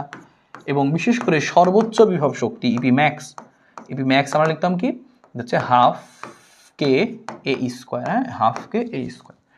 So এই কয়েকটাই। আরেকটা জিনিস হচ্ছে লিখতে পারবো আমরা যে ইপি ম্যাক্স সমান আমরা আরেকভাবে লিখতে পারবো আমরা, কিন্তু এই যেখানে কি ছিল আমাদের এই কে এর পরিবর্তে লেখা যায় কি হাফ কে এ স্কোয়ারটাকে আমরা লিখতে পারবো কি হাফ এম ওমেগা স্কোয়ার সাথে এ স্কোয়ার। বা এই লাইনটাকে আমি আরোভাবে লিখতে পারবো হাফ এম ওমেগা স্কোয়ারের পরিবর্তে লেখা যায় হচ্ছে g/l, এটা মনে রেখো। সো এইভাবেও কিন্তু লেখা যায়। এটা কেন এভাবে লিখলাম? কারণ তোমাকে জিজ্ঞেস করতে পারে যে বিভব শক্তির সাথে এই সরল দোলকের এই দৈর্ঘ্যের সম্পর্ক কি? ব্যস্তানুপাতিক। ভরের সম্পর্ক কি? সমানুপাতিক। হ্যাঁ, বিস্তারের সম্পর্ক কি? বর্গের সমানুপাতিক। সো এইভাবে প্রশ্ন জিজ্ঞেস করতে পারে। সো সূত্রটা দেখে সমানুপাতিক ব্যস্তানুপাতিকের উত্তরটা তুমি দিবা। এটা আমাদের কিসের জন্য ছিল? বিভব শক্তির জন্য ছিল। এটা আমাদের বিভব শক্তির জন্য ছিল। সো আমরা এবার এক কাজ করি, এই বিভব শক্তিগুলোকে এক সাইডে রাখি, এবার আমরা গতিশক্তিগুলো লিখে ফেলি। সো আমাদের এবার শিখি হচ্ছে গতিশক্তি। সো খেয়াল করো গতিশক্তিগুলো আমরা লিখে ফেলি যে গতিশক্তি হচ্ছে ইকে। সো গতিশক্তিগুলোও এখানে অনেকটা সেমই হবে, এই স্টাইলে আমরা লিখবো আমরা। সো গতিশক্তির একটা হচ্ছে ইকে সমান আমাদের কি নর্মাল যে আমরা হাফ এম ভি স্কোয়ার লিখি, বা এটাকে আমরা লিখতে পারবো হচ্ছে হাফ, তারপর লিখতে পারবো হচ্ছে হাফ কে, সাথে লিখবো আমরা এ স্কোয়ার মাইনাস এক্স স্কোয়ার। তারপর হচ্ছে এখানে ইকে সমান আমরা আরও লিখতে পারবো চাইলে হাফ কে এ square cos square omega t plus delta. বা আমরা এখানে ইকে ম্যাক্সও লিখতে পারবো যে সর্বোচ্চ গতিশক্তি কত, ইকে ম্যাক্স এর কত হবে যে হাফ কে এ স্কোয়ার, এটাই হবে। আর তুমি এখানে স্পেশালি খালি মনে রাখবা ওই কথা দুইটা, যে কে এর পরিবর্তে লেখা যায় হচ্ছে এম ওমেগা স্কোয়ার, বা ওমেগা স্কোয়ারের পরিবর্তে লেখা যায় হচ্ছে 2π/2, লেখা যায়, তবে এখানে স্পেশালি g/l এটাও লেখা যায়। এই দুইটাও খালি মনে রাখা আলাদা করে। তো আরেকটা জিনিস মনে রাখতে হবে, কোথায় সর্বোচ্চ গতিশক্তি হয়? সাম্যাবস্থানে। সাম্যাবস্থান মানে কি? x = 0। আর কোথায় গতিশক্তি সর্বোচ্চ হয়? গতিশক্তি সর্বোচ্চ হচ্ছে বিস্তারে, হ্যাঁ বিস্তারে। সো বিস্তারে সর্বোচ্চ হয়, এটা মাথায় রাখবো আমরা, যেটা আমাদের এমসিকিউর জন্য খুব ইম্পর্টেন্ট। কোথায় গতিশক্তি সর্বোচ্চ, কোথায় বিভব শক্তি সর্বোচ্চ, অনেক ইম্পর্টেন্ট। ওকে, আর এই দুইটার পাশাপাশি হচ্ছে মোট শক্তি। যখন মোট শক্তি যাবে তখন আমরা লিখে দিতে পারবো মোট শক্তি। সো মোট শক্তি হচ্ছে ই। সো এটাও লিখে রাখি আমরা মোট শক্তি। মোট শক্তি হচ্ছে আমাদের ই। মোট শক্তি ই সমান কি হবে? যে হাফ কে এ স্কোয়ার, হাফ কে এ স্কোয়ার। আর সব জায়গায় মোট শক্তি সব জায়গায় এটা থাকবে, প্রত্যেক জায়গায়, সাম্যাবস্থান বিস্তার সবখানে। প্রশ্ন কি বলছে দেখো, একটি স্প্রিংকে 2 সেন্টিমিটার প্রসারিত করলে বিভব শক্তি ইউ হয়, তাহলে 10 সেন্টিমিটার প্রসারিত করলে সঞ্চিত বিভব শক্তি কত হবে? তা তুমি সূত্র শিখছিলে কি যে হাফ কে এক্স স্কোয়ার। তুমি সম্পর্কটা দেখো, বিভব শক্তি যে হচ্ছে ইউ দিয়ে লিখছে, ঠিক আছে। সো ইউ এর সাথে এক্স এর সম্পর্ক কি? ইউ এর সাথে এক্স এর সম্পর্ক হচ্ছে বর্গের সমানুপাতিক। তাহলে তুমি কী করছো 2 থেকে 10 করছো, হ্যাঁ 2 থেকে 10 করছো, তোমাকে ব্যাপারটা কিন্তু বুঝতে হবে। বিভব শক্তি তুমি 2 থেকে 10 করছো, তাহলে কত গুণ করছো? বিভব শক্তি 2 থেকে 10, 2 সেন্টিমিটার থেকে 5 সেন্টিমিটার, বিভব শক্তি কয় গুণ করছো? বিভব শক্তি 5 গুণ, মানে স্মরণ কয় গুণ করছো? স্মরণ হচ্ছে 5 গুণ করছো। স্মরণ যদি 5 গুণ করো তাহলে বিভব শক্তি কয় গুণ হবে? যে 5 স্কোয়ার গুণ হবে, সহজ কথা। তাহলে কত গুণ হবে আসলে? 25 গুণ। তার মানে এটা কত হবে? 25 গুণ হবে। স্মরণ 5 গুণ করলে বিভব শক্তি কত গুণ হয়? 25 গুণ হয়। বিভব শক্তি 25 গুণ হয়। ঠিক আছে, এখানে বুঝলাম 2 থেকে 10 করছি মানে কি 5 গুণ করছি, তাহলে গতিশক্তি বিভব শক্তি 25 গুণ হয়ে যাবে। তার উত্তর কি দেবো? যে 25 ইউ। সো 25 ইউ, 25 গুণ। ওকে, আবার কি বলছে? একটি সরল তরঙ্গের সাম্য অবস্থানে কি কি হয়? সাম্য অবস্থানে বেগ ও ত্বরণ উভয় সর্বোচ্চ নো, বেগ সর্বনিম্ন নো, বেগ নো, বেগ সর্বোচ্চ, ত্বরণ সর্বনিম্ন। হ্যাঁ, এটা রাইট, আমরা বেগের ক্ষেত্রে আগে পড়ছিলাম আমরা। বলছি সরল শ্রেণীতে গতিসম্পন্ন কণার গতিশক্তি প্রকাশের ক্ষেত্রে কোন লেখচিত্রটা সঠিক? এটা হচ্ছে আমাদের বিভব শক্তির লেখচিত্র, এটা হচ্ছে বিভব শক্তি, লেখা রাখি ইউ। আর এটা হচ্ছে আমাদের গতিশক্তি, এটা হচ্ছে আমাদের ইকে। সো গতিশক্তির কথা জিজ্ঞেস করছিল, হ্যাঁ গতিশক্তির কথা জিজ্ঞেস করছিল, সেটা হচ্ছে আমাদের এটা। ঠিক আছে, এটা হচ্ছে আমাদের গতিশক্তির গ্রাফ, যে ইকের সাথে হচ্ছে আমাদের এটা গতিশক্তির গ্রাফ। তবে এইখানে আমরা প্রশ্ন রাখবো, একটু পড়ি মনোযোগে, দেখো কি বলছে। যে বলছে সরল শ্রেণীতে গতিসম্পন্ন কণার গড় গতিশক্তি প্রকাশের ক্ষেত্রে কোন শক্তি? গড় গতিশক্তি, যেটাই আমাদের আসলে গতিশক্তির প্রকাশক। সো গতিশক্তির সাথে মনে রাখবা, দুইটাই মনে রাখবা, বিভব শক্তিটা এবং গতিশক্তি দুইটাই। এবং এটা কিন্তু কিসের সাথে? যে এরকম সরণ বা বিস্তারের সাথে আর কি, সরণের সাথে গতিশক্তি, সরণের সাথে বিভব শক্তির গ্রাফ। এটা মনে রাখবো আমরা, এমসিকিউ এর জন্য কাজে লাগে। সরল গতিসম্পন্ন কোনো কণার বিস্তার এ এবং সরণ কত হলে মোট শক্তির অর্ধেক গতিশক্তি হবে এবং অর্ধেক বিভব শক্তি হবে, মানে অর্ধেক গতিশক্তি অর্ধেক বিভব শক্তি হবে, মানে কোথায় এই জিনিসটা হবে? সো মনে রাখবা, তার মানে কি সমান সমান না? অর্ধেক গতিশক্তি অর্ধেক বিভব শক্তি মানে কি? কোথায় সমান সমান হবে? সো এই টাইপের প্রশ্নটা আসবে। যখন এরকম আসবে কোথায় বিভব শক্তি গতিশক্তি সমান হবে, ওরা কিন্তু বুঝাই নাই যে সমান, আমরা মানে লাইন সরাসরি লিখে নাই, কিন্তু বুঝাই দিছে, লিখে নাই কিন্তু বুঝাই দিছে। মোট শক্তির অর্ধেক গতিশক্তি অর্ধেক বিভব শক্তি, মানে কি অর্ধেক অর্ধেক সমান সমান। তাহলে কোথায় বিভব শক্তি গতিশক্তি সমান? সো এটা খুব সহজে বের করা যায়, হয়তো তুমি বের করবা। ইপি সূত্র লিখবা তখন হাফ কে এক্স স্কোয়ার, আর ইকে সূত্র লিখবা তুমি হাফ কে এই স্কোয়ার মাইনাস এক্স স্কোয়ার। এটা কিন্তু সৃজনশীলেও আসে। কোথায়? যখন তুমি এভাবে লিখে দিবা হাফ কে এক্স স্কোয়ার, হাফ কে এ স্কোয়ার মাইনাস এক্স স্কোয়ার। হাফকে হাফকে কাটা গেলে এক্স এর মান আসলো এখানে, এক্স স্কোয়ার সমান সমান আসলো কত? এ স্কোয়ার মাইনাস এক্স স্কোয়ার। এখান থেকে এক্স বের করো, 2x স্কোয়ার হবে, 2x স্কোয়ার সমান হচ্ছে এ স্কোয়ার, আর এক্স সমান বুঝতে পারছো কি, যে plus minus a by root two, a by root two. So option আমি পাচ্ছি এ বাই রুট টু, সেটা আমাদের এখানে উত্তর হবে।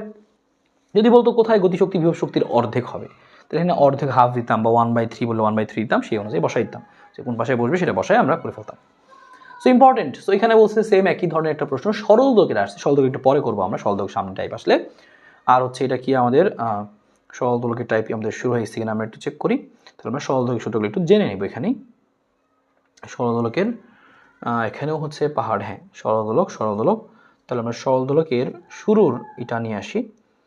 এখানে হচ্ছে আমাদের সরল দোলক নিয়ে বেশ কিছু জিনিস দেখা যাচ্ছে, সরল দোলকের ব্যবহার এগুলো, হ্যাঁ। সো ওকে, আমরা একটু দেখবো, তার আগে আমরা স্প্রিংটা দেখিনি। এখান থেকে স্প্রিং যেহেতু আমাদের টাইপ অনুযায়ী আছে, স্প্রিংটা আমরা দেখি। সো স্প্রিংয়ের ক্ষেত্রে কী কী জানি আমরা? স্প্রিংয়ের ক্ষেত্রে সেই F equal to k x সূত্র আমাদের হবে। স্প্রিংয়ের ক্ষেত্রে আমরা জানি স্প্রিং যখন পর্যায়কাল বলবে তখন কী লিখবো আমরা? 2π√m/k, এম ভরের বস্তু ঝুলাই দিলে 2π√m/k।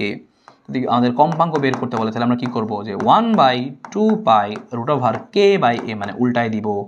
এরকম জিনিসগুলো আমরা জানি। আরেকটা সূত্র আমরা শিখছিলাম যে 2π√e/g, 2π√e/g। সো এটা আমরা এখান থেকে একটু মনে রাখবো। সো স্প্রিং ক্ষেত্রে এটা আরেকটা জিনিস মনে রাখতো, স্প্রিংয়ের ক্ষেত্রে স্প্রিংয়ের এই ওজন আর হচ্ছে এখানকার কে ই, এটা সমান হয় এমজি সমান সমান কে ই। স্প্রিংয়ের ক্ষেত্রে এই সূত্রগুলো আমাদের ছিল, আশা করি তোমাদের মনে পড়েছে।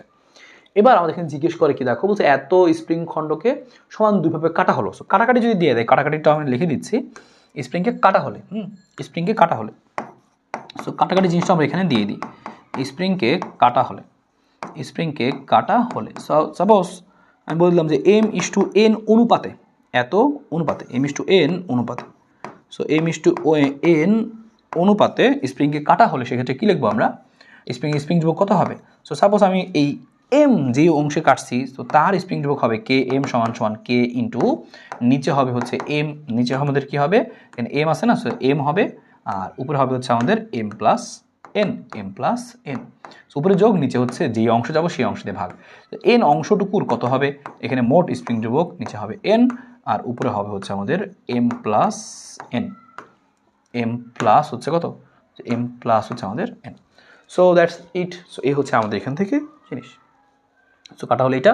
আর স্প্রিংকে যদি আমরা এটাও বলে দিই, স্প্রিংয়ের আরেকটা জিনিস আমাদের এখানে আছে, জোড়া দিই শ্রেণী আর সমান্তলে, তাহলে সেটা কী হবে, স্প্রিংকে যদি আমরা এরকম শ্রেণীতে জোড়া দিই, স্প্রিংকে শ্রেণীতে জোড়া দিই, তাহলে একটা হচ্ছে K1, একটা হচ্ছে K2, তাহলে সেটার স্প্রিং ধ্রুবক হবে হচ্ছে, স্প্রিংকে শ্রেণীতে দিলে সেক্ষেত্রে হবে হচ্ছে এরকম যে 1/K1 যোগ 1/K2, এরকম আমরা লিখে থাকবো, এবং সেটা হবে কি 1/Ks, মানে তুল্য ধ্রুবক এখান থেকে বের করবো। আর যদি স্প্রিংগুলোকে আমরা কী করি, যে সমান্তরালে যুক্ত করি, সমান্তরালে যুক্ত করি, এভাবে সমান্তরালে স্প্রিংকে আমরা এরকম সমান্তরালে যুক্ত করি, তাহলে সেক্ষেত্রে কী আসবে আমাদের, তাহলে সেক্ষেত্রে আসবে হচ্ছে, সাপোজ এটা হচ্ছে আমাদের K1, এটা আসবে হচ্ছে আমাদের K2, তাহলে এক্ষেত্রে আমাদের এই তুল্য ধ্রুবক হবে KP ইকুয়াল টু K1 যোগ K2 যোগ যতগুলো আসবে সব যোগ করতে থাকবো। তাহলে সমান্তরালে ঠাডা যোগ করব, আর যখন আমাদের এরকম শ্রেণী থাকবে তখন আমাদের এরকম 1/, করে যোগ করতে হবে। শ্রেণী এবং সমান্তরালে তো বুঝতেই পারছো, এটা শ্রেণী, এটা হচ্ছে শ্রেণী, আর এটা হচ্ছে আমাদের কি, যে সমান্তরাল, শ্রেণী এবং হচ্ছে কি সমান্তরাল, ঠিক আছে। সো এইভাবে তোমাকে মনে রাখতে হবে। এখানে তোমাকে বলছিল যে 100 নিউটন/মিটার স্প্রিং ধ্রুবক বিশিষ্ট স্প্রিংকে সমান দুই ভাগে ভাগ করা হলো, তাহলে প্রতিটি খণ্ডের স্প্রিং ধ্রুবক কত। তাহলে মনে রাখবা, সমানভাবে ভাগ করলে স্প্রিং ধ্রুবক কী হয়ে যায়, এন গুণ হয়ে যায়। তুমি কী করছো, সমান দুই ভাগে ভাগ করছো, সমান দুই ভাগে ভাগ করছো, সমান দুই ভাগ সমান দুই ভাগ করলে স্প্রিং ধ্রুবক হবে হচ্ছে কত, ডাবল হয়ে যাবে। তুমি যদি সমান 3 ভাগ করো, সমান 3 ভাগ, তাহলে স্প্রিং ধ্রুবক কত হয়ে যাবে, 3 গুণ হয়ে যাবে। তাহলে তুমি একটা সূত্র লিখে নাও যে সমান এন ভাগ করলে স্প্রিং ধ্রুবক হয়ে যাবে কত, এন গুণ হয়ে যাবে। সো যেটাই বলুক তুমি এখন করতে পারবা। সো 100 আসে, এখন ডাবল হয়ে 200 হয়ে যাবে। 100 আসতে কত হয়ে যাবে, তাহলে 200 হয়ে যাবে। আর উত্তর হচ্ছে 200 নিউটন/মিটার। স্প্রিংকে এত বল দ্বারা টানে প্রসারিত করলে স্প্রিং ধ্রুবক কত, এত টান বল দ্বারা টেনে এত প্রসারিত করা হলে স্প্রিং ধ্রুবক কত। সো স্প্রিং ধ্রুবক জিজ্ঞেস করছে, আমরা জানি F ইকুয়াল টু হচ্ছে কি Kx। সো K সমান হবে F/x, F এর মান 10 আর x এর মান কত, 5 সেন্টিমিটার, তাই বসাই দিব 0.05, অবশ্যই এটা বসাই দিব, কারণ নিউটন/মিটার কিন্তু, সো এটাকে অবশ্যই মিটারে নিতে হবে। সো এতটুকুই জাস্ট কাজ। স্প্রিংকে প্রসারিত করলে এর মধ্যে কোন ধরনের শক্তি সঞ্চিত হয়, এর মধ্যে বিভব শক্তি সঞ্চিত হয়, স্প্রিংয়ের মধ্যে সঞ্চিত শক্তি হয় বিভব শক্তি। স্প্রিংয়ের সংযুক্ত কোনো কণার সরণ বিস্তার অর্ধেক হলে সেক্ষেত্রে বেগ হবে। তো বেগ কী হবে, যে এখানেও সেম ω√a² - x², কারণ এটাও স্প্রিং কিন্তু সরল সঞ্চিত গতি, তাহলে এখানে এই সূত্র হবে। সো ω√a² - x², এখানে a², x এর মান কত, যে সরণ বিস্তারের অর্ধেক, তার মানে সরণটা হচ্ছে বিস্তারের অর্ধেক, a/2। সো এখানে বসাই দিব হচ্ছে কত, a/2, তার মানে a² হচ্ছে কত, 2 গুলো কত আসবে, 4 আসবে। এখানে হিসাব করো কত আসে, এখানে ω√, আমাদের কি আসতেছে, এখানে আমাদের আসতেছে হচ্ছে 4, আর হিসাব করলে আসবে হচ্ছে 4a² - a², মানে হচ্ছে 3a²। সো 3a², এটাকে আমরা লিখতে পারি হচ্ছে এভাবে, যে v সমান, দেখো এখান থেকে আমরা এটা বাইরে নিয়ে আসলে কি হবে, ω/a, আর ভিতরে থেকে যাচ্ছে হচ্ছে √3/4। সো আমি এটাকে বলতে পারবো তখন হচ্ছে Vmax, ω/a মানে তো হচ্ছে Vmax, আর ওইটাকে বলতে পারবো √3/2, ঠিক আছে, √3/2 সাথে হচ্ছে Vmax। সো এটা আমাদের এখানকার জিনিস হবে। সো দ্যাটস ইট, এই হচ্ছে জিনিস। এম ভরের বস্তুটির কৌণিক কম্পাঙ্ক কোনটি। সো তোমাকে বুঝতে হবে স্প্রিংটা কীভাবে আছে। দেখো স্প্রিংটা খালি এভাবে দিয়ে দিচ্ছে, তার মানে কি, এম ধরলে কি, তারা সমান্তরালে আছে, তুমি যদি দেখো দুইটা পাশাপাশি সমান্তরালে আছে। সো আমরা সূত্র জানতাম হচ্ছে যে কে সমান জানতাম আমরা m⍵²। সো ওমেগা সমান কে মানে কি, কেপি নিতে হবে। সো ওমেগা সমান কি হবে, √, যে কেপি বাই হচ্ছে এম।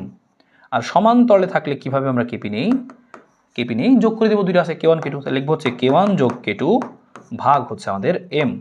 সো কোনটার মধ্যে আছে দেখো, K1/K2, K1 + K2 ভাগ হচ্ছে এম, এই যে ওমেগা, এটা আমাদের আছে এখানে ওমেগা। তো বের হয়ে আসলো, দেখে কঠিন মনে হলো কিন্তু খুবই সহজ। বল ধ্রুবকের মাত্রা তুমি বের করতে পারবা, যে F ইকুয়াল টু হচ্ছে Kx, so K equal to হচ্ছে কি F/x। সো F এর মাত্রা তুমি বসাই দিবা, যে হচ্ছে ma, সো mLT−2, আর নিচে আছে কি L, তাহলে আসবে হচ্ছে MT−2, তাহলে MT−2 হয়ে গেল। তুমি এখান থেকে দাগে ফেলতে পারবা। স্প্রিংয়ের বিভব শক্তি বনাম সরণের লেখচিত্র অঙ্কন করো। সো তুমি আগে খেয়াল করবা, বিভব শক্তি আর সরণের সূত্র ছিল 12K x²। এবার তুমি খেয়াল করো হাফ কে এক্স স্কোয়ারের এই সূত্রের মধ্যে ইউ এর সাথে এক্স এর সম্পর্ক কি, ইউ এর সাথে এক্স এর সম্পর্ক কি, ইউ এর সাথে এক্স এর সম্পর্ক হচ্ছে, ইউ এর সাথে এক্স এর সম্পর্ক হচ্ছে দেখো বর্গের, ইউ এর সাথে এক্স কিন্তু বর্গের সমানুপাতিক। যখন বর্গ আসবে তখন সেটা কি হবে, এরকম হয়ে যাবে। যদি বর্গ থাকে তখন বর্গের সমানুপাতিক হলে কি হয়, এরকম উপর দিকে উঠে যায়, উপরের দিকে হয়। শুধু যদি বলতো ইউ এর সাথে এক্স স্কোয়ারের সম্পর্ক এক্স স্কোয়ার, তাহলে ইউ এর সাথে এক্স স্কোয়ার তো সমানুপাতিক, তখন এটা হতো। এক্স স্কোয়ার তো চাই নাই, এক্স চাইছে। আর যদি এমন হতো কখনো ইউ এর সাথে এক্স এর সম্পর্ক রুট ওভারের, তখন তুমি এটা দেখাতে পারতা, রুট ওভার হলে এরকম হয়ে যায়। সেটা একটু মাথায় রেখো, তোমার কাজে লাগবে। এখানে সেম একটা জিনিস বলছে যে একটি স্প্রিংয়ের সহদ্র গতিতে দুলছে, তাহলে হচ্ছে পর্যায়কাল টি, প্রসারণ এক্স হলে নিচের কোনটা সঠিক। তাহলে বলছে পর্যায়কাল টি এর সাথে হচ্ছে প্রসারণ এক্স, স্প্রিং ধ্রুবক কে, তাহলে পর্যায়কালের সাথে সম্পর্ক দিচ্ছে। তাহলে তুমি কি লিখবা, আমরা জানি টি সমান সমান হচ্ছে 2 pi root over m by কে, আর এভাবে না লিখে আমরা লিখতে পারি 2 পাই রুট ওভার হচ্ছে ই বাই জি। তাহলে আমাদের সূত্রটা কি হচ্ছে যে প্রসারণের সাথে পর্যায়কালের সাথে প্রসারণ, এই হচ্ছে আমাদের প্রসারণ ছিল। সো টি এর সাথে প্রসারণের সম্পর্ক হচ্ছে কি, প্রসারণ হচ্ছে, প্রসারণকে এক্স দিয়ে লিখছে, তাহলে আমরা এক্স দিয়ে লিখতে পারবো টি এর সাথে রুট ওভার এক্স এর সম্পর্ক। বলছে এতটা বল ধ্রুবক শ্রেণীতে যুক্ত আছে, তাহলে কত হবে। সো আমরা এরকম লিখবো যে 1/200 যোগ হচ্ছে 1/300, আর তার মধ্যে আমরা কে এস বের করতে যাচ্ছি, তো এখানে 1/ks, এখান থেকে কে এসটা বের করে ফেললেই হয়ে যাবে, ঠিক আছে। সো 1/ks ইকুয়াল টু এত, তুমি জাস্ট এখান থেকে কেএস করবা, হচ্ছে হিসাব করলে কত আসবে, 3 দুগুণে 6, 6 ভাগ 5, 6 ভাগ 5, 5 6 ভাগ 5 12, 120, এই যে কিছু একটা আসবে, করে দেখো এরকম যেতে একটা চলে আসবে, ঠিক আছে। সো ওকে, নির্দিষ্ট ভরের ক্ষেত্রে একটি বস্তুকে একটি স্প্রিংয়ে ঝুলিয়ে দিলে নিম্ন কোনটি ঘটবে। স্প্রিং ধ্রুবক বাড়লে বেগ কমে, আমরা দেখি স্প্রিং ধ্রুবক বাড়লে দোলনকাল কমে, স্প্রিং ধ্রুবক বাড়লে ত্বরণ কমে, স্প্রিং ধ্রুবক বাড়লে কম্পাঙ্ক কমে। সো স্প্রিং ধ্রুবকের সম্পর্ক আমরা শুধু জানতাম কি টি সমান সমান 2 pi root over m by k. So T এর সাথে এই কে এর সম্পর্ক কি, এরকম বর্গমূলের ব্যস্তানুপাতিক। সো স্প্রিং ধ্রুবক বাড়লে পর্যায়কাল কমে, বাড়লে পর্যায়কাল কমে, দেখো তো স্প্রিং ধ্রুবক বাড়লে পর্যায়কাল মানে দোলনকাল কমে, ঠিক আছে, স্প্রিং ধ্রুবক বাড়লে পর্যায়কাল কমে। সো তুমি বের করে ফেলবে স্প্রিংকে কেটে সমান দুই ভাগে ভাগ করলে প্রতিটুকু স্প্রিং ধ্রুবক কত হবে, বলছিলাম সমান দুই ভাগে ভাগ করলে কত হবে, কে প্রাইম সমান সমান কি বলছিলাম যে ডাবল হয়ে যাবে, দুই ভাগে ভাগ করলে সমান 2 ভাগ, শিখেছিলাম সমান n ভাগ, তাহলে 2 ভাগ করলে 2k। সো এখানে কি আসবে আমাদের, এখানে 2k 2k।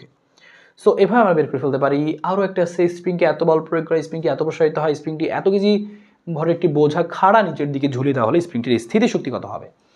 সো আমরা এখানে বের করে ফেলবো স্থিতিশক্তি হবে হাফ কে এক্স স্কোয়ার, এটা আমরা জানি স্থিতিশক্তি, হ্যাঁ ইউ লেখো বা ইপি লেখো একই কথা। সো এক্স এর মান আমরা বের করবো, এক্স এর মান বের করবো আমরা কীভাবে, দেখো যে স্প্রিংয়ে এত নিউটন বল প্রয়োগ করায় এত সেন্টিমিটার প্রসারিত হয়, তাই আমরা কে বের করবো, কে।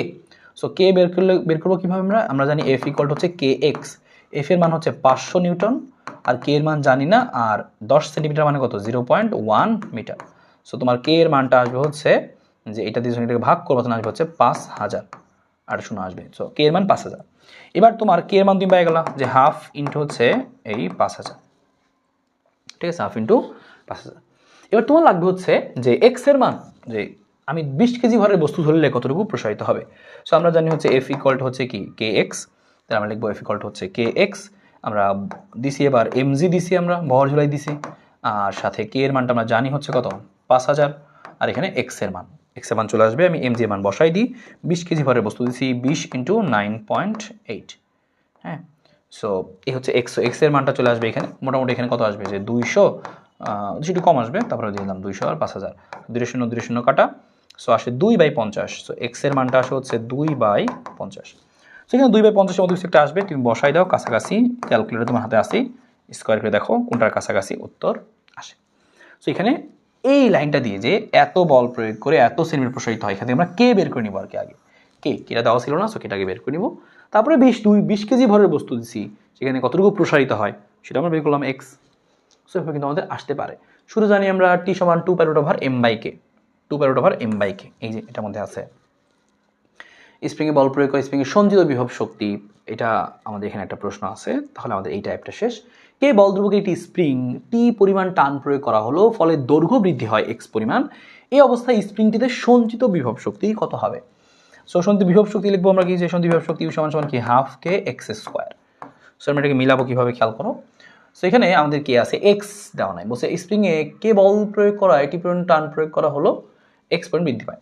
সো টি পরিমাণে টান প্রয়োগ করায় কি হয়েছে, আমরা জানি F equal to k x, F equal to k x. সেখানে বলটা হচ্ছে T, so F equal to k into x. এক্সের মান কত হবে, এক্সের মান হবে হচ্ছে টি বাই কে। সো এক্সের মান বসাই দিই আমরা এখানে, টি বাই কে হাফ, এখানে কে এক্সের মান হচ্ছে টি বাই কে, উপরে স্কোয়ার আছে। সো কাটাকাটি করলে কত আসে দেখো, যে উপরে আসে টি স্কোয়ার, এখানে 2 আছে, আর একটাকে এখানে দুইটা এসকে কাটাকাটি গিয়ে টি স্কোয়ার বাই 2কে, তাহলে উত্তর আসবে টি স্কোয়ার বাই 2কে, টি স্কোয়ার বাই 2কে, টি স্কোয়ার বাই 2কে। সেভাবে একটু চালাকি করে দিতে পারে, ম্যাথ না দিয়ে হয়ে দিতে পারে, অ্যাডমিশনে এই প্রশ্নগুলো আসে। তো আশা করি আমরা বুঝতে পেরেছি এই অংশটুকু, যে এই অংশ থেকে আমাদের কী কী জিনিস ছিল, যে হচ্ছে আমাদের স্প্রিংয়ের অংশ থেকে। এবার লাস্ট আমাদের একটা টাইপ বাকি আছে, হচ্ছে সরল দোলক। সরল দোলক, সরল দোলক থেকে কী কী আসতে পারে। আমরা এখানে সরল দোলকের আমরা হচ্ছে সরল দোলকের সূত্রগুলো একটু দেখে নিব। সরল দোলকের সূত্রগুলো আমরা এখানে একটু আগে দেখে নিব। সো আমরা একটা পেজ নিয়ে নিই, সরল দোলকের সূত্রগুলো একটু আমরা এখানে দেখে নেব। সরল দোলকের সূত্র, সো সরল দোলকের, ওকে ফাঁকা পেজ নাই, আমরা এখানেই লিখে নিচ্ছি। সরল দোলকের ক্ষেত্রে তুমি খেয়াল করো যে শুরুতেই তুমি হচ্ছে এখানে লিখে নেবা যে সরল দোলকের যেহেতু টাইপটা, তাহলে এখানে তুমি হচ্ছে যে সরল দোলক এই টি সমান 2 pi root over L by জি। তার মানে এই সরল দোলকের পর্যায়কালটা এল এর সমানুপাতিক, বর্গমূলের সমানুপাতিক, জি এর বর্গমূলে ব্যস্তানুপাতিক। এবং এটা ওই ববের ভর, উপাদান এগুলোর উপর নির্ভর করে না। কৌণিক বিস্তার কত ডিগ্রির মধ্যে হতে হয়, কৌণিক বিস্তার 4 ডিগ্রির মধ্যে হতে হয়। এটা আমাদের সূত্র ছিল। এখান থেকে আমরা মেনে লিখতে পারবো এরকম T2 বাই T1 সমান সমান root over L2 by L1, কারণ এল এর সাথে কার্যকরী দৈর্ঘ্যের সাথে সমানুপাতিক সম্পর্ক। এই কার্যকরী দৈর্ঘ্য সমান আমাদের ছিল কি, আবার সুতার দৈর্ঘ্য যোগ হচ্ছে ব্যাসার্ধ আর, মনে আছে? সেই জিনিসগুলো আমরা ঘুরে ফিরে এখানে কাজে লাগাবো। আর টি এর সাথে জি হচ্ছে ব্যস্তানুপাতিক, T2 বাই T1 সমান হচ্ছে রুট ওভার কি G1 বাই হচ্ছে G2। আর একটা দোলককে যদি আমরা পাহাড়ে নিয়ে যাই, দোলনকাল আমাদের চেঞ্জ হইতো, এবং দিনে দেখা যেত একটা দোলক ঘড়ি দিনে সময় কম দিত। সো কতটুকু সময় কম দিত বা বেশি দিত সেটা আমি বের করতাম আমরা এইভাবে। একটা সূত্র ছিল, দোলক ঘড়ি যখন সময় হারায় বা সময় লাভ করে, সো 2 ইন্টু 86,400, আর নিচে হচ্ছে 86,400 প্লাস মাইনাস এন। এন ছিল কি, কত সেকেন্ড সময় হারায় বা সময় এখানে হচ্ছে লাভ করে, বেশি হয়। সো সময় বেশি হলে দ্রুত চললে তখন প্লাস দিব, সময় হারালে বা দোলক ঘড়ি ধীরে চললে তখন মাইনাস দিব। যেরকম অঙ্ক আসলে আমরা সেটা দেখবো। এবার চলো আমরা এখান থেকে সেই সরল দোলকের ক্ষেত্রে আরও বেশ কিছু কথা একটু পড়ে নিব নিজে, এখানে সরাসরি লেখা আছে। দেখো তুমি যে তাপমাত্রা বৃদ্ধি পেলে এল বাড়ে। সহজ কথা তুমি মনে রাখবা যে টি যদি বাড়াইতে হয়, টি এর সাথে এল এর সম্পর্ক সমানুপাতিক। সো এল বাড়লে টি বাড়বে, সহজ কথা। আর টি বাড়া মানে কি, সময় বেশি। টি বাড়া মানে জিনিসটা ধীরে চলে। আর কখন এই এল বাড়বে, তাপমাত্রা গ্রীষ্মকালে, এই গ্রীষ্মকালে কি হয়, গ্রীষ্মকালে তাপমাত্রা বেশি হয়, গ্রীষ্মকালে এল বেড়ে যায়। তো গ্রীষ্মকালে দোলকঘড়ি ধীরে চলে, এই হচ্ছে মেন কাহিনী। তাপমাত্রা বৃদ্ধি পেলে এল বাড়ে, তাই টি বাড়ে, তখন দোলকঘড়ি ধীরে চলে, ঠিক আছে, এটা লেখা। আর দোলককে যে আমরা কী করি, যে হচ্ছে চন্দ্র পৃষ্ঠ নিয়ে জি কমে। আর জি কমলে কি হবে দেখো, যে জি এর সাথে, এই জি এর সাথে শুধু সমানুপাতিক কিন্তু না, মানে বর্গমূল তো আছে।